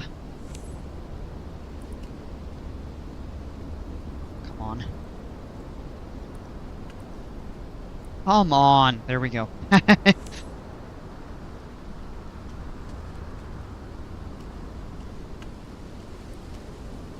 Rudder. Good. Back up and check the elevator. Can't even reach it. Yeah, we can skip this stuff. I have a surprise for you for Planet Coaster. Alright. Let's go ahead and get in the aircraft here. It's been a little while since I've flown the Diamond in 20. First time flying it in this sim here. But let's just check everything over here.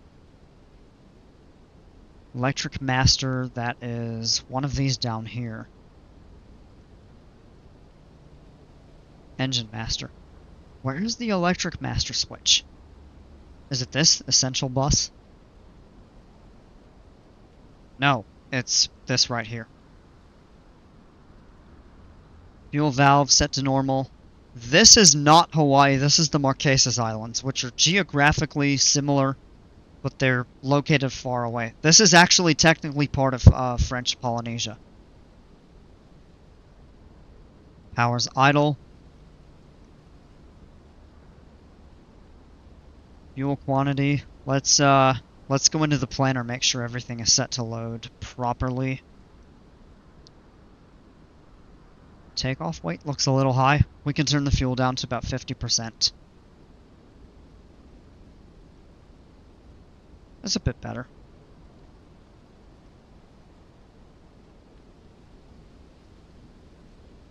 Alright, back to the checklist here. Walk around, we did all of that, so that's all good. Before we start the engine, parking brake. That's right here, it is on.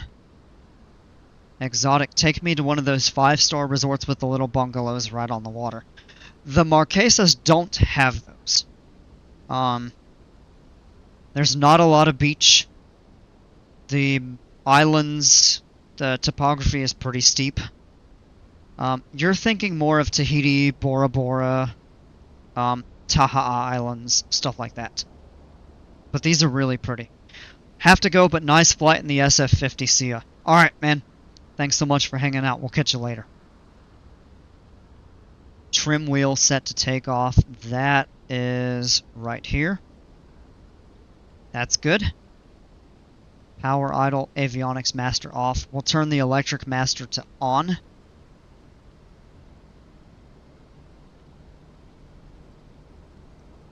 Set back up here. Let's go ahead and start the music back up.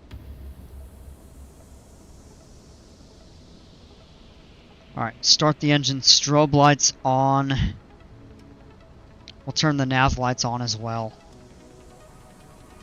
Power lever idle. Engine master, release the cover, turn that on. And electric master goes to start.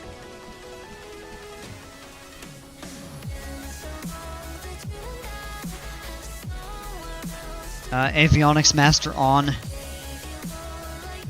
Interesting, these should come on when you turn the electric master on. Alright.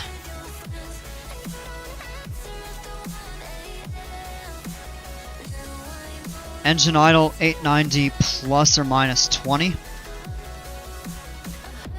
It's set back, it's 949, so it's a little bit above, but it's fine for sim purposes.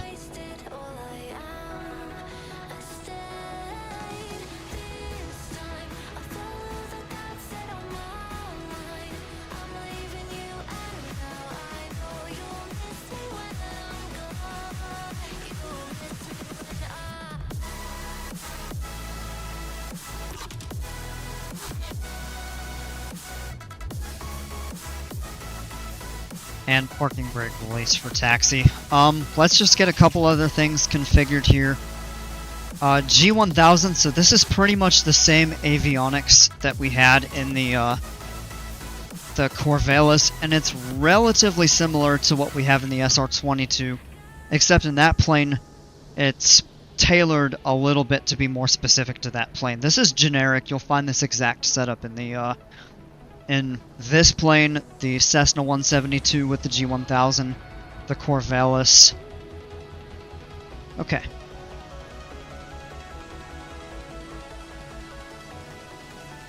-22 on the ground here at Hivaoa. So what we're going to go ahead and do is release the parking brake and throttle up just a little bit. Let's get a turn. We're not turning. Oh, here we go. Okay.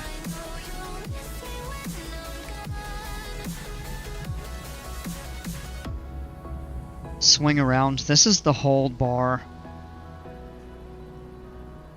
Not roll too fast. This plane is sensitive. Doesn't take much power to get this rolling. Does it say anything about, oh yeah, here we go, run up. Alright. Flaps to takeoff. Let's double check those.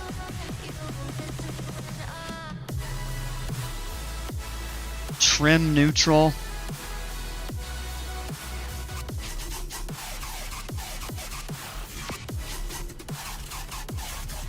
Right there. Power lever. Max during 10 seconds? What? That is not what I'm used to. Let's go ahead and set it. And we should see 2240 to 2300. Goes a little bit above that. Let's... Oh! We're rolling. Even with the parking brake set. Yikes. Interesting. That is not supposed to happen, but that's fine. Oil pressure was in the green. Oil temperature is in the green too. Load indication... It did reach about 90 to 100%. Power idle. That is weird.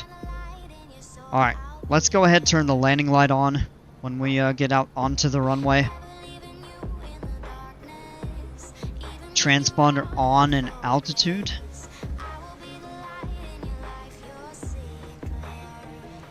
Alright, that's set there.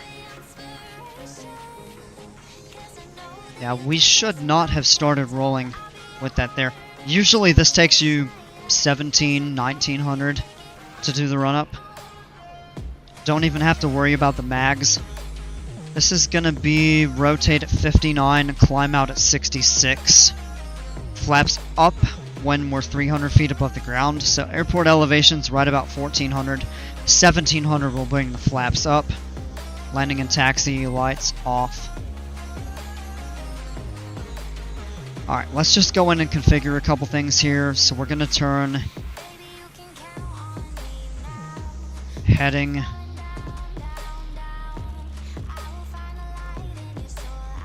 right in line with the runway there. VNAV on. FLC we want set to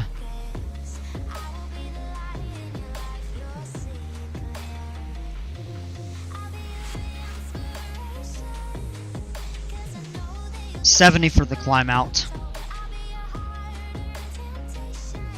Alright, we'll release the parking brake. Now we've got a taxi down to the other end of the runway.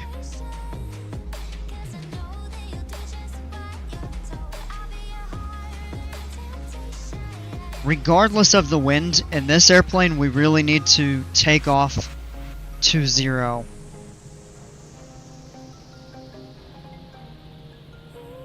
Because of terrain.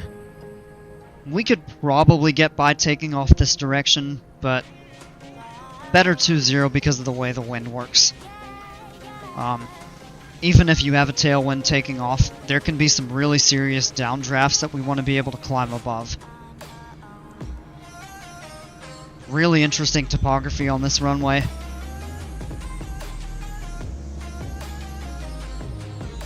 And just the island in general. So...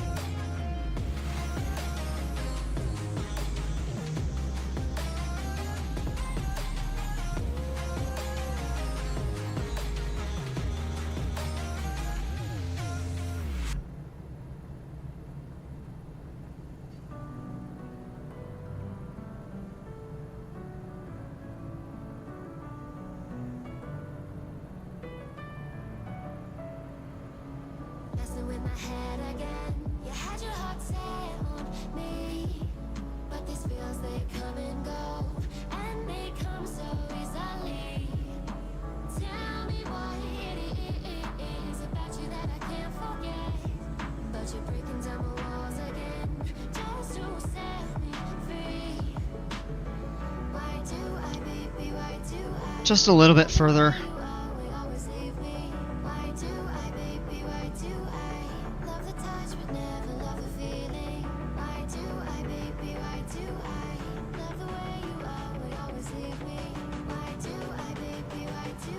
Whoa, that took us into the back seat. What in the world?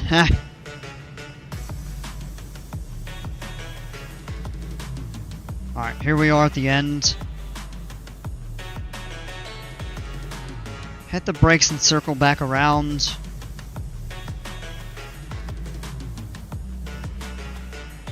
Let's get lined up.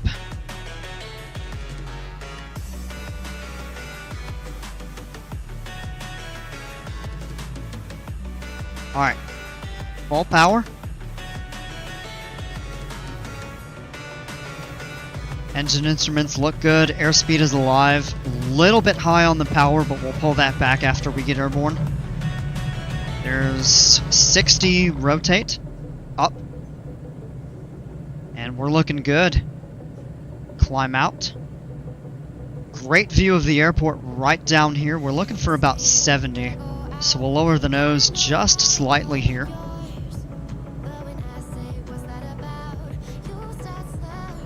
There we go. And we're going to hand fly. We can bring the flaps up. We're at 1700. And pitch up a little bit more. Ooh, it is bumpy. Wow. And we want to be right about there to keep that speed. Great view over here. We're going to see some really cool stuff in just a minute. Ooh, that got rocky. Yeah, talk about the winds going over this island. It does get kind of erratic at times. I'm going to pull back on the power just a little bit to about 95% now that we're airborne.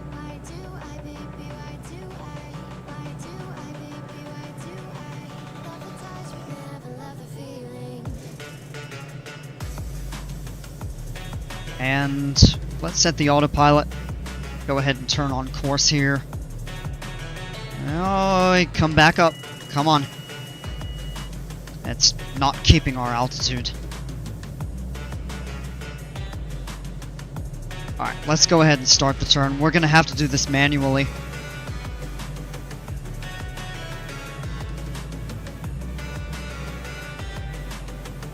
Let's go back in.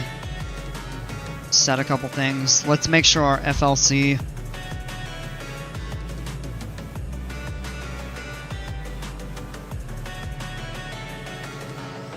oh, we're a little bit slow right there.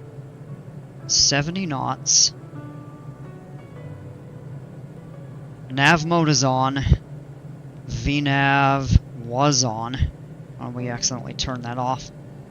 And if we set the autopilot now, we should be okay to pick that speed up and it should accelerate us. And it should start pitching us up. We're actually descending slowly, which we should not be doing. Now we're up to 100. So what is going on?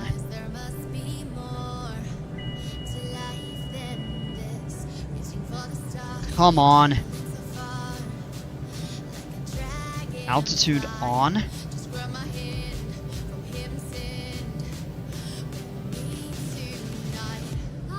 Might help if we set that there.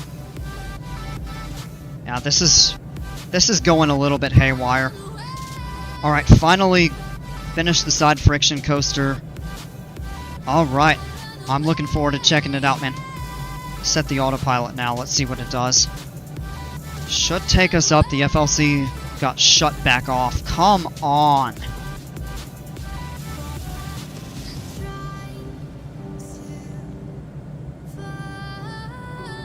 I think we got it. We'll be back, have to do something. Alright, man. We'll see you in a bit. Come back around. Intercept the course. What is going on with this? I have to hand fly this. I'm gonna be mad if I have to hand fly this whole thing. Pitch back down. Stay at that 70 knots.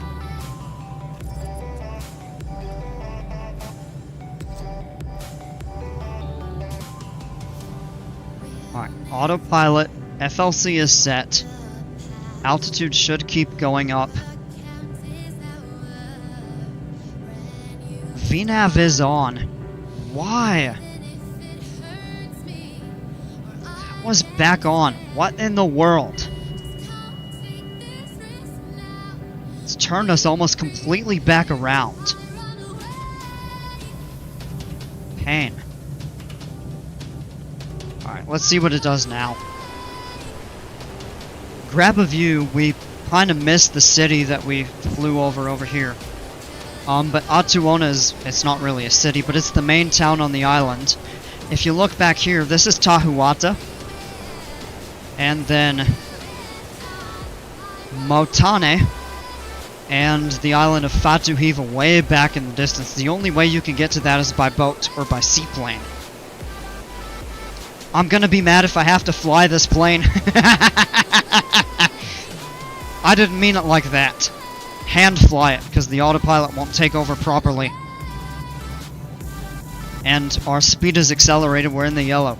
This should be going up. Alright, here's how we're gonna have to do this. Vertical speed.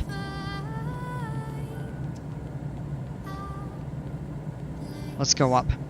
And the FLC should be back on. 70 knots, come on. 75 is fine. We're gonna cruise at 10,000. This plane is not smiling. A little bit. Actually, it is a little bit. Kind of interesting there. But that's Atuona, the airport that we took off from, the town back here. Sailing in the Marquesas is actually an incredible adventure, especially if you do make your way down to Fatu Hiva. But this is Hivaoa. This is the second largest and second most populated of the Marquesas. And where we're going, you can just barely see in the distance Nuku Hiva, which is the most populous and largest island. This is the island of Uapo'u and the island of Uahuka. We're going to be over the water most of this flight.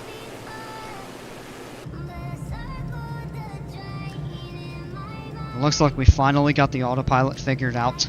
Good lord. That was a hassle.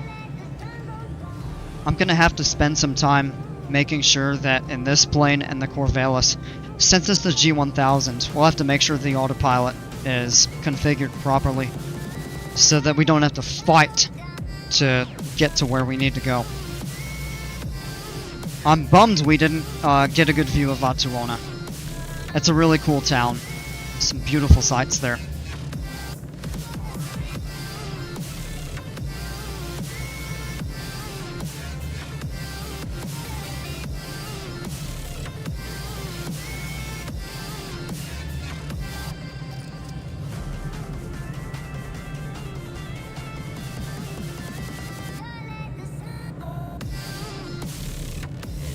View of the northern tip of the island there. Ocean out that way. And hey, you want to sit in the back seat? Turn the plane and fly back over it? I could, but that would take us pretty far out of the way. Where we're already at. Maybe next time we'll go in and into Hivaoa and fly over it, although that is a very tricky approach because of the wind.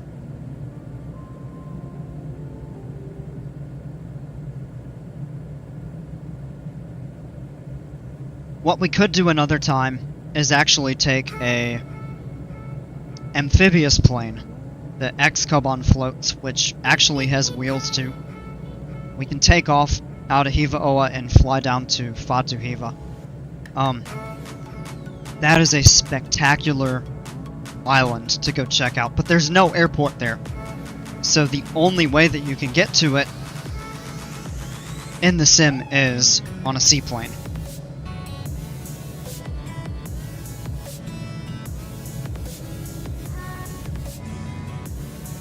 Alright, I'm getting hungry. I need a snack.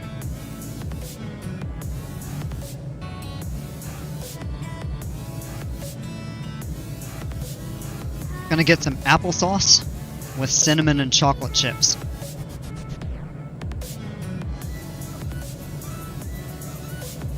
Sounds like a good in-flight snack too.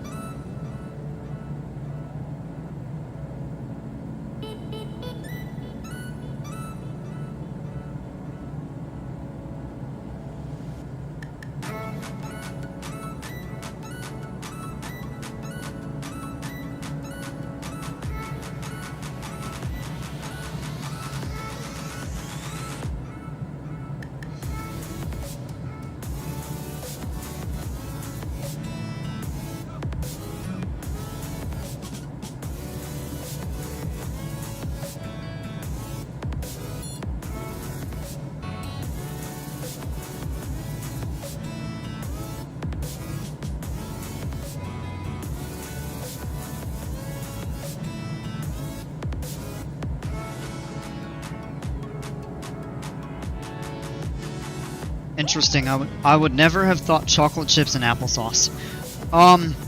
It's actually really good if you use the miniature semi-sweet. It gives a little bit of extra sweetness, but not much because they're semi-sweet. And it actually adds a little bit of texture, so it gives a little bit of crunch.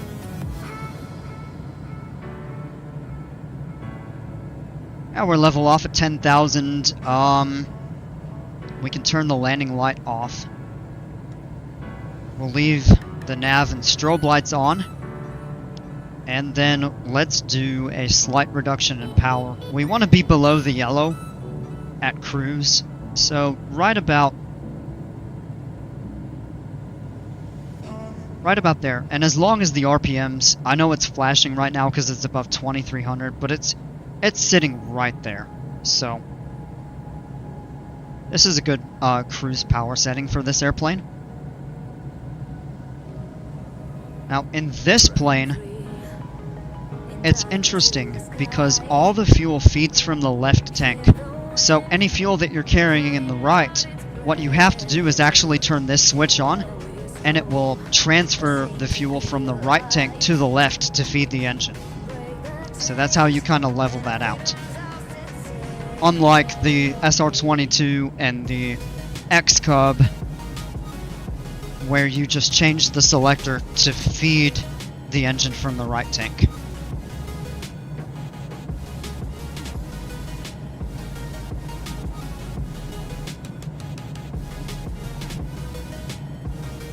I mean, despite the navigation issues that I was having early on with the autopilot, the Diamond is a really fun plane to fly.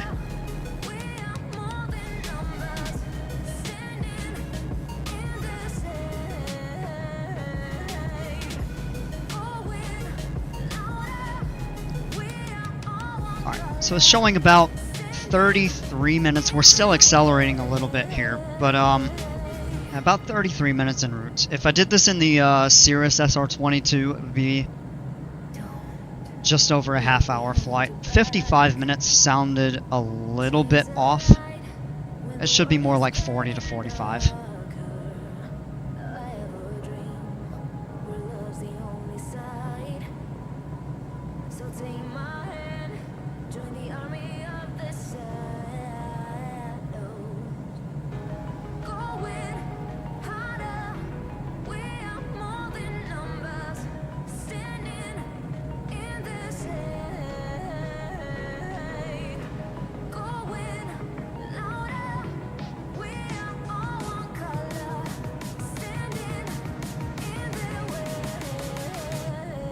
Low fuel in the right, that's fine.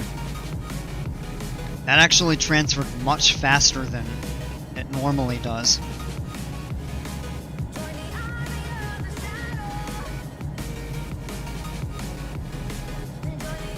I won't be able to fly off the left the rest of the way.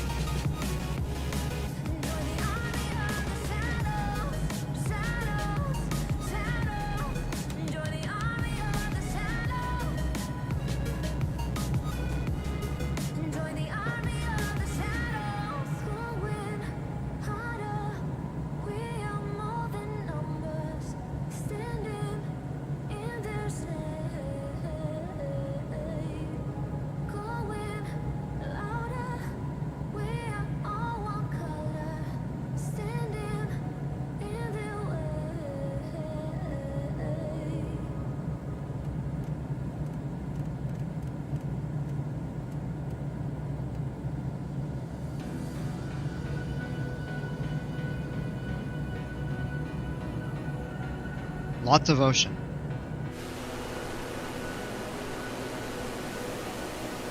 If you look back here, you can see this is Hiva-Oa, and that's Tahuata and Fatu Hiva in the background.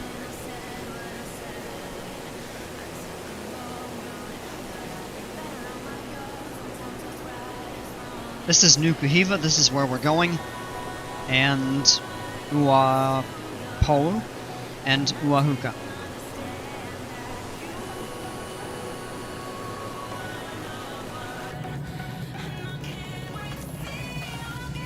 if we go onto the map, our route is ocean pretty much all the way, but once we start descending into Nukuhiva, we'll actually pass right over the main town of Taiohae, I believe it's called. You'll see some resorts there. They have a few small villages across the island, and then because of the geography of the island, the airport has to be on the northwest side of the island. Mount Wanahakalugi. Not sure if you'll know the reference. I don't remember it, but it sounds familiar.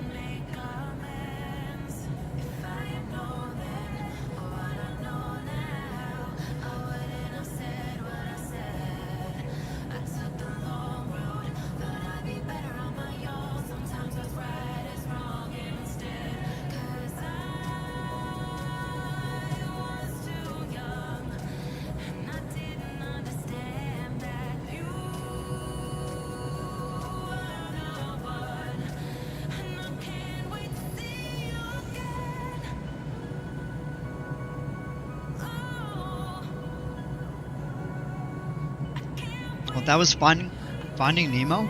I don't remember that.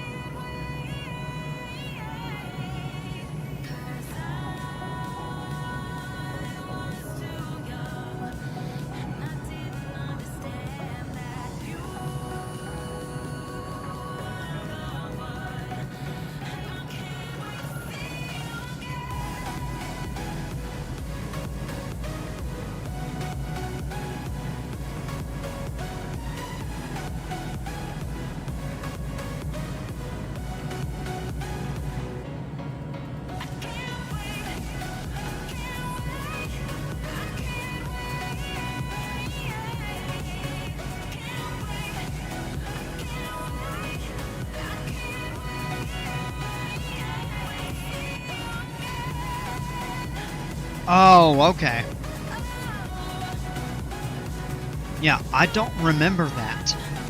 I mean, it's been so long since I've seen that movie, but good movie nonetheless.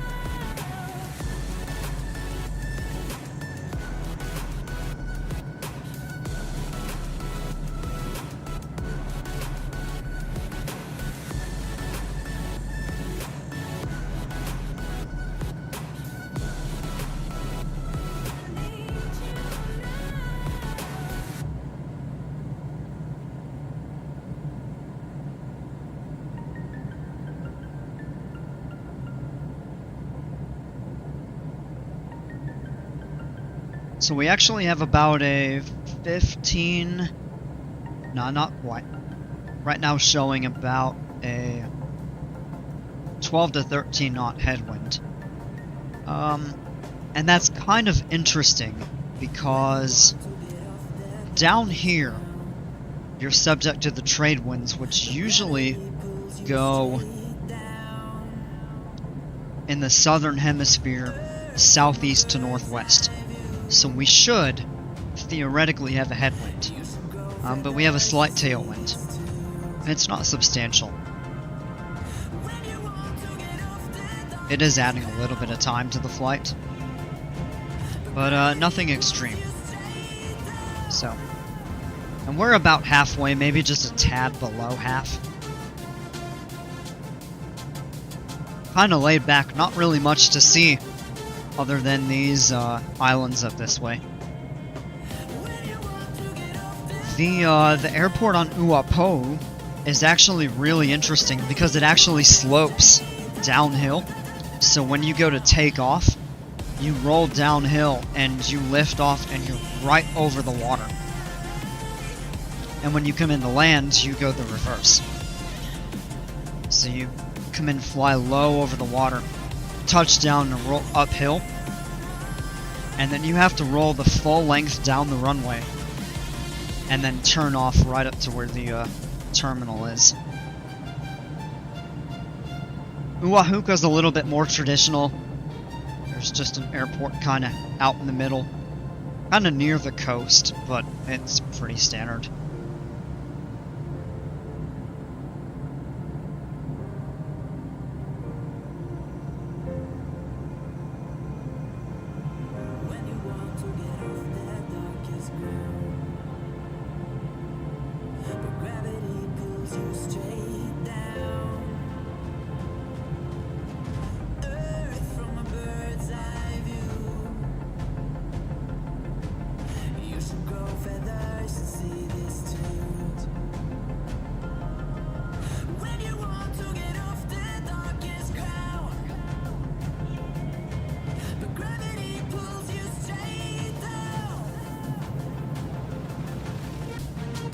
Have I ever flown in or out of that insane airport in Nepal at the base of Mount Everest?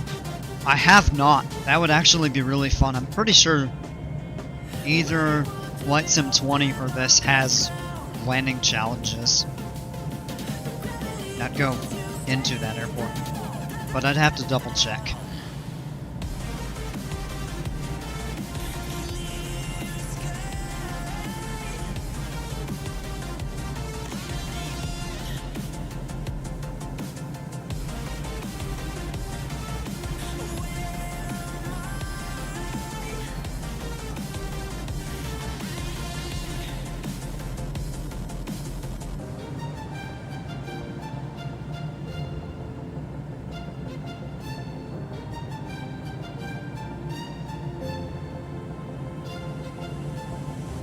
Alright, JP, welcome back, man. Alright. Finished my snack. Let me take this back into the kitchen real quick.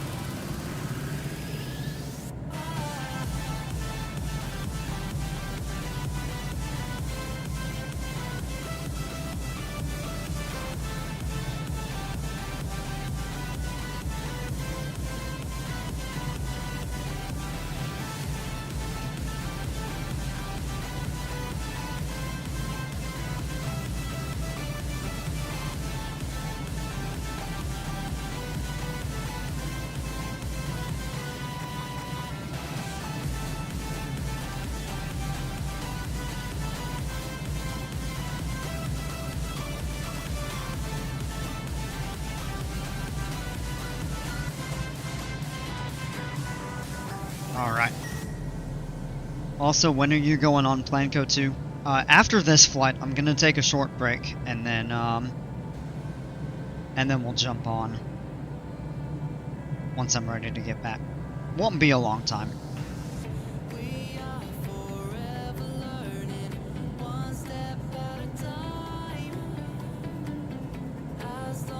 So, one interesting thing about the Marquesas, Air Tahiti flies turboprops up to these islands, and the flight from Tahiti up to Nukuhiva is about a 3.5-hour flight on a turboprop plane. You've got the coaster ready. Awesome. Yeah, I'm looking forward to seeing it. So, perspective. The Marquesas are all about here. In a turboprop plane, the flight between here and here is 20 minutes. But you go all the way down over this way. These are the Tuamotu atolls here.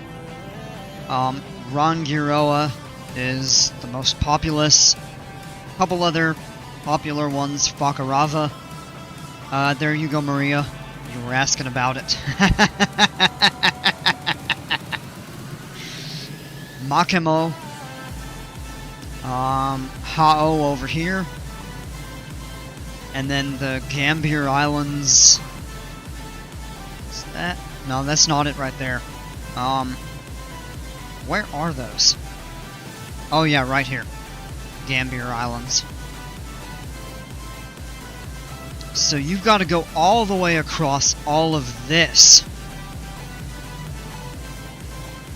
And then down here into Tahiti. It's like a 3.5-hour flight in a turboprop on Air Tahiti.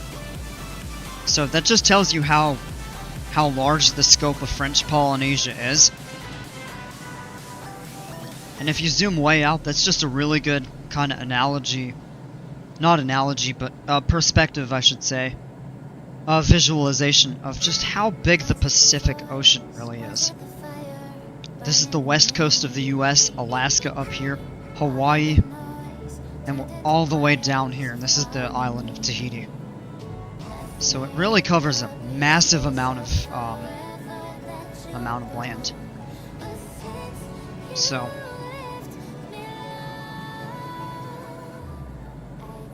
a massive amount of land, even though 98% of it's water. So I should say a massive amount of the Earth's surface.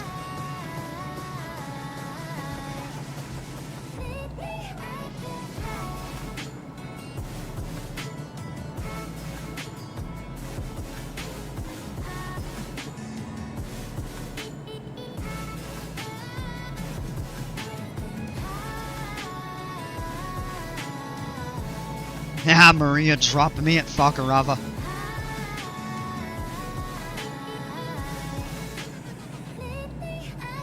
They're all pretty. All of the Tuamotus, for the most part, are pretty similar. So.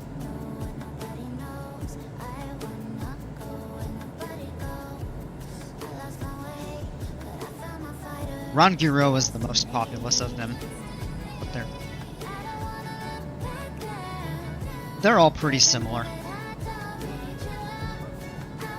It's fantastic snorkeling and scuba diving in some of those lagoons.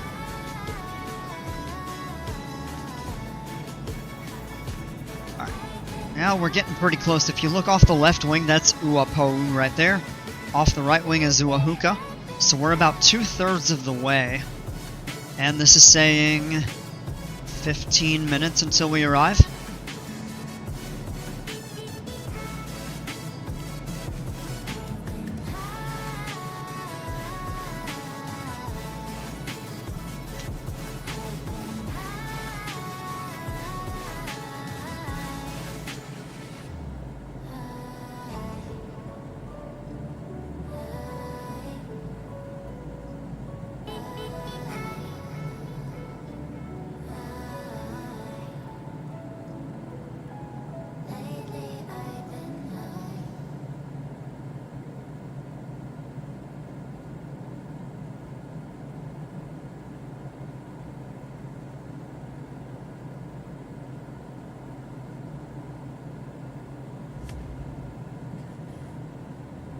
all of these already played.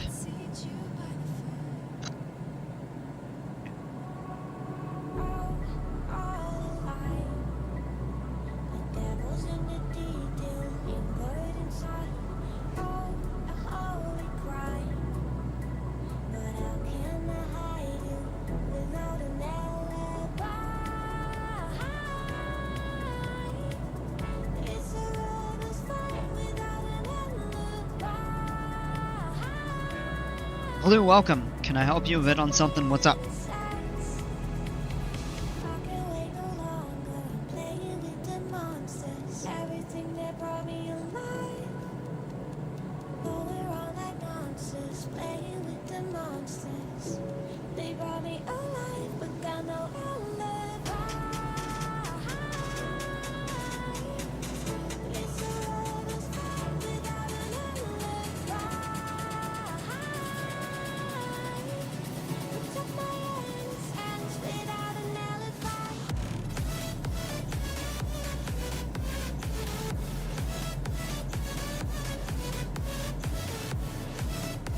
My T-Flight Hotos 4 from Thrustmaster won't go in my PC.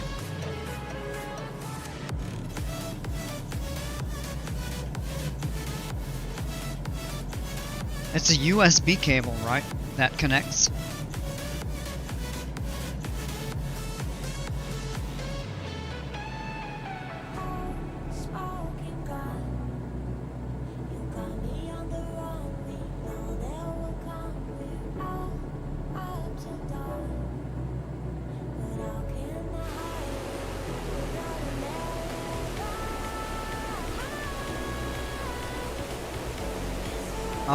I mean, it should just plug straight into any USB port. The only thing that I'm thinking of is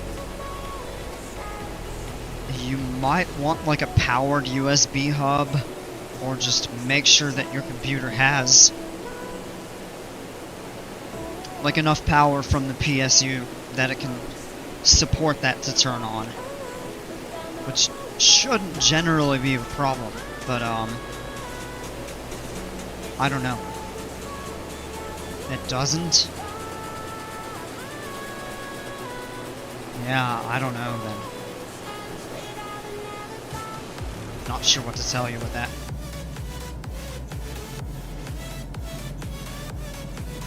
It should though, so something sounds kind of funky.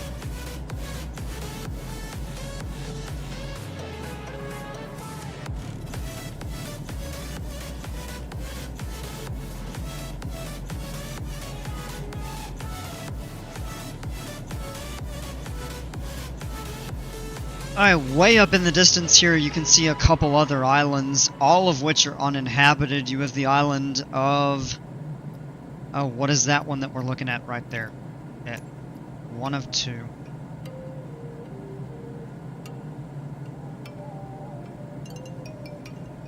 That's A-I-O. That's a fun one to say. A-E-E-I-A-O. A-E-I-O. I don't know. And then you have Hatuta in the distance. You can't really see it here. And then there's a very small coral atoll with just a very small strip of beach called Motuone. None of them are inhabited. They're just there, and believed to be the oldest of the islands. But I could be wrong. Vowel Island, yeah! Exactly. That's a tough one to say. These 6 islands are inhabited. Nukuhiva, of course, being the largest and most populous. Uapohu has a pretty good sized population. Uahuka doesn't have many people. Hivaoa is the second largest and second most populous. Tahuata has a pretty small population. And then all the way, which is pretty remote, is Fatuhiva. It's the smallest. No, actually Tahuata's a tiny bit smaller. Yeah, this is the second smallest. And least populated of the inhabited islands. There's only 2 towns, one right here and one right there in the valleys. But the island is absolutely gorgeous. At some point, we're going to take a seaplane out of here and fly over this and down to that. That's another history lecture on YouTube stream in a Microsoft Flight Sim. Not history, just talking about what the islands are like now. So, if you ever watch any of the like sailing vlogs or something like that on YouTube, and a lot of them feature the Marquesas, a lot of them go to this as one of the most scenic sailing places in the world. And, of course, in Flight Sim, the only way that we would really be able to get to it is on a seaplane. So, at some point, we'll go down there and check it out. Alright. We are coming up on Nukuhiva. This is the south side. This is the main town. Of course, it hasn't fully rendered. But this is the town of Taiohae on Nukuhiva. And there's an actually really pretty resort that sits kind of right about over here. But this island has just over 3,000 people living on it. Not many. We can actually go ahead and start descending here. We've got about 8 minutes to the airport. I think what we're going to do is just actually disconnect the autopilot and pan fly. Coming in. So we're going to take the power back a bit. And just start on a gradual descent.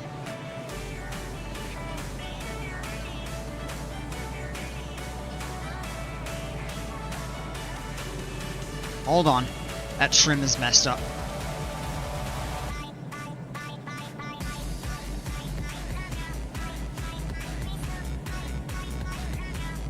Alright, there we go.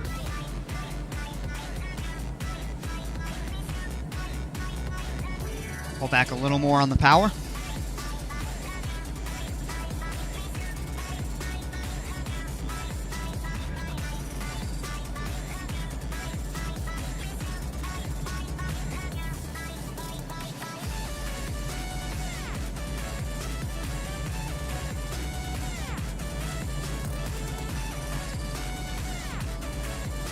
And we're still gaining some speed as we descend, so let's take the power back out even a little bit more. And the airport is on the northwest side of the island, so we're actually going to get a really good view of the town just right down here to our left as we pass over the island.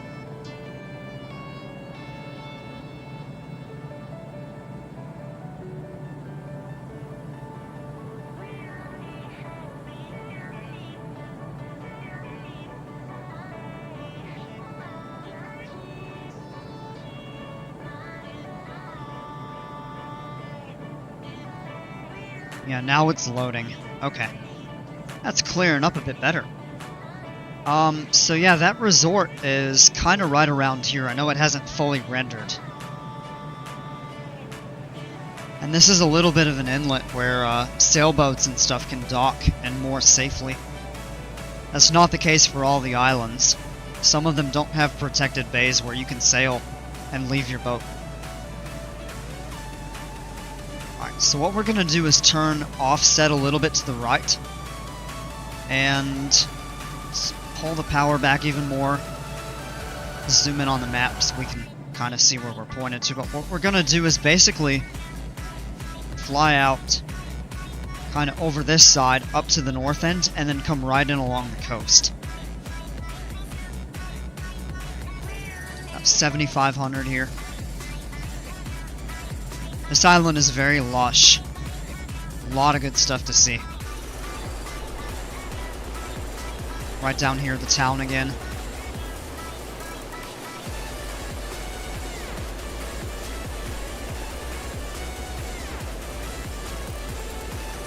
Good sized beach. The Marquesas Islands don't really have much in terms of beaches, believe it or not. A lot of it's mostly just cliffs into the water.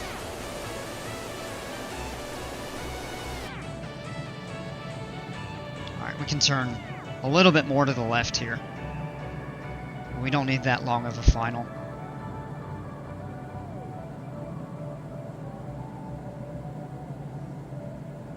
Now you can actually kind of start to see the airport.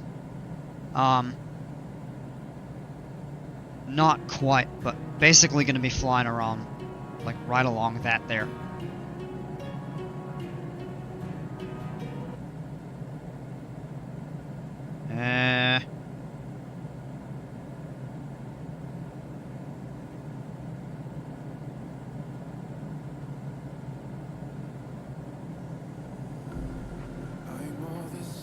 There we go.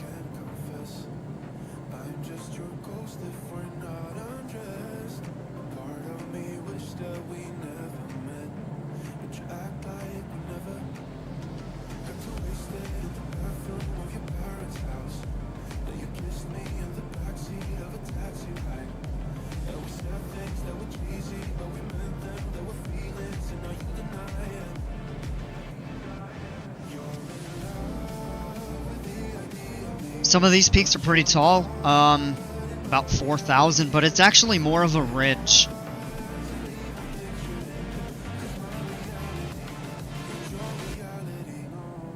I see the airport. We can take more power out.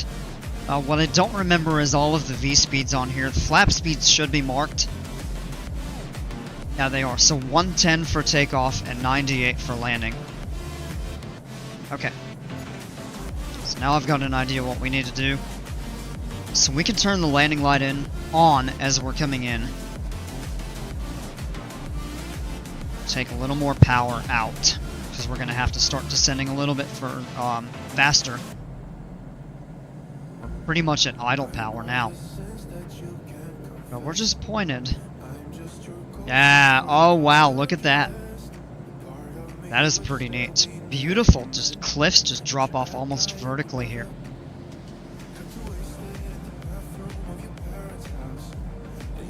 And this is the leeward side of the island, so it definitely is a little bit less lush. And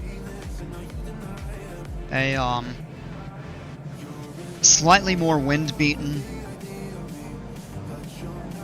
Really pretty. Am I thinking of buying the fall game, or do I still need some time to play with it? I want to do a little more, but I'm pretty highly inclined to get this version full out.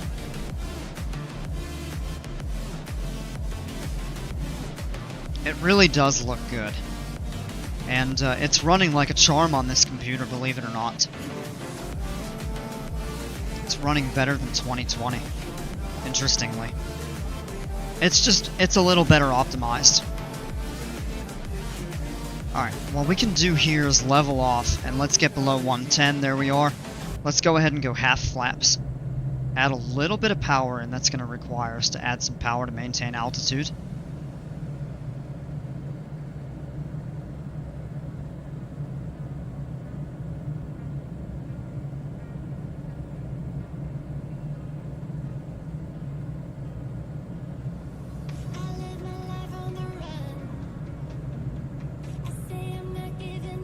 Here's the airport back here. Let's go ahead and swing into final. We're below 98. We can go full flaps. And we'll need to add some power to keep the airspeed from bleeding off too much.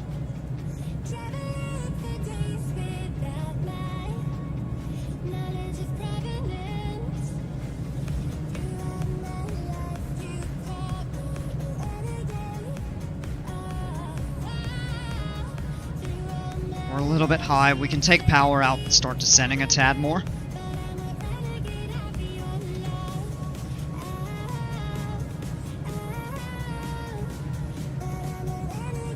Alright, back down to idle.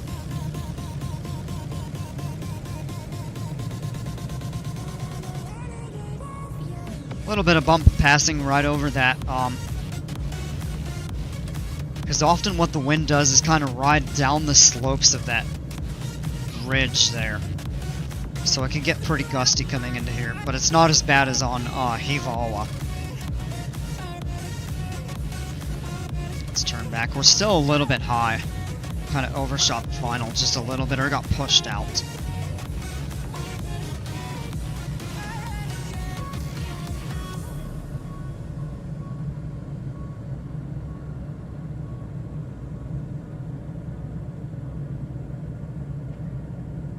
Their support has an interesting design. When you get to the terminal, it's more circular.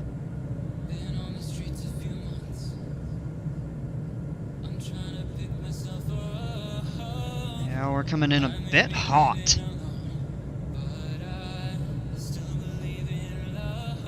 Not happy with our power management right here. We're going way too fast. We're gonna float this thing a long time here. We may actually have to go around. Let's see. Yep, tell you what, we're gonna go around. Alright, flaps up to half, and we're just gonna climb out. I don't like that approach. So, and this is a common thing to do. If you're not happy with the way your plane is handling on approach and it's set up, you go around. Now we're gonna pull the flaps all the way up. And I think what we're actually gonna do is circle back around the other direction. So now we're gonna turn offset just a little bit and kind of fly a teardrop pattern. Get us lined up with the other direction coming in.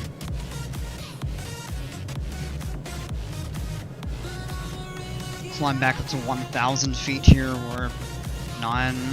Oh, there we go, 1,000. Out we're in, we're going to level off. We're going to take some power back out.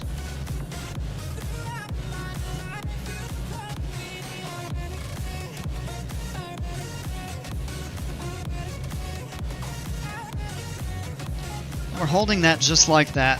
And let's zoom in on the map a little bit so I can see better. Alright. Now we can start a turn in, and we can go flaps half. Add a little bit of power to compensate for the reduced speed, because of the drag.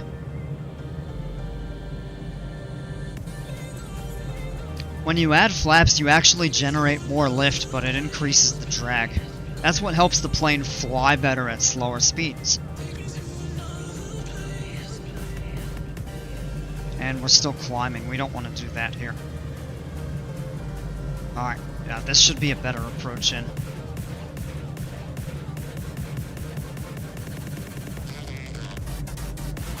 You can actually see Uapo'u in the distance. Kind of behind this island. Alright.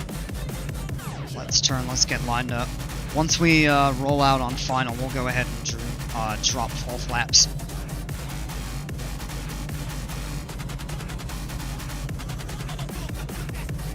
And let's make sure our speed is better this time. Alright, full flaps. We're not totally on final, but we're kind of rolling out here. And we want to come in probably about 65 to 70 knots in this plane.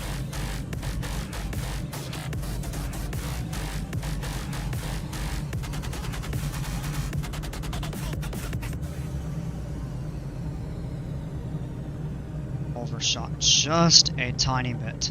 So let's actually add some power in. We want to stay at about 70. Tad bit low, let's pull up. Level off for a bit till we see 2 white, 2 red. That means we're on the right approach slope. 1 white and 3 red isn't really bad, but if they were all red, that would be not great for the approach.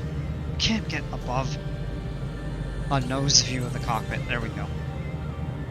Alright, add a touch of power here. We want to stay between 65 and 70 coming in. We're looking pretty decent. The other advantage to landing this direction is we basically roll off the runway and go right into parking, as opposed to have to back taxi all the way down the runway. Alright. Speed's getting a little bit fast again. Let's pull back on the power. Don't really want to repeat of what we did before. Alright, add a touch back in. Now we're a bit high. All 4 of those are white. We really don't want more than 3 white, but we gotta also clear these trees. Come on. Ooh, it is getting a little bumpy right there. Alright, that's looking better. Nice and easy floater to the ground. Let's bleed this speed off. This is a tricky airport to land at. It's not as bad as Hivawa, but... Come on. Nice and easy. We're floating big time. Oh. Alright, that was a little bit of a hard landing. Not terrible. But we basically are speed bottomed out right over the runway as we were floating, so we just kind of dropped there. Not terrible. We'll bring the flaps up. And let's just keep our speed and roll all the way down to the end and get parked. So you have the ride ready. Alright, good deal. Yeah, we'll be on Planco 2 here in a bit. I would say probably in the next half hour we'll be up.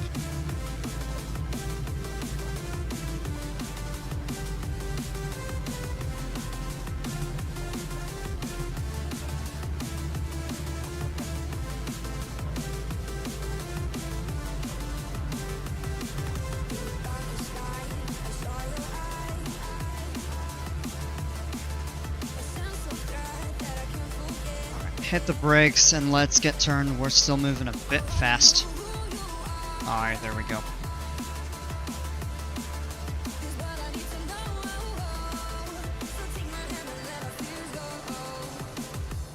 Oh, that building isn't rendered. Totally right, but that's okay. Let's taxi in and get parked right alongside this plane right here.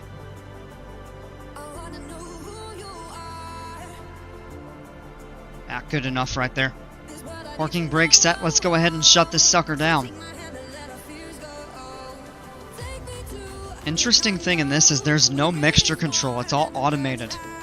So that power management is actually very easy in this aircraft.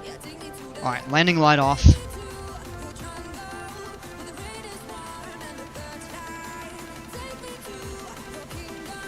Engine master off. Should shut the engine down. May take a minute. Alright, there we go. Yep, it's off. Okay.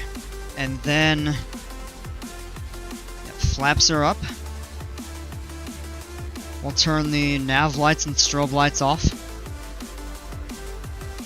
And electric master off. Avionics off. And that's really it. This is a pretty simple plane to operate. And it flies nice. Alright, here we are on the ground in Nukuhiva.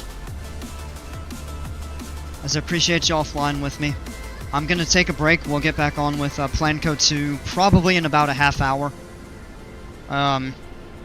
So, I look forward to that. Thank you all for flying again with me. Hope you enjoyed the flights. And we'll catch you all later. As always, take care. Stay safe.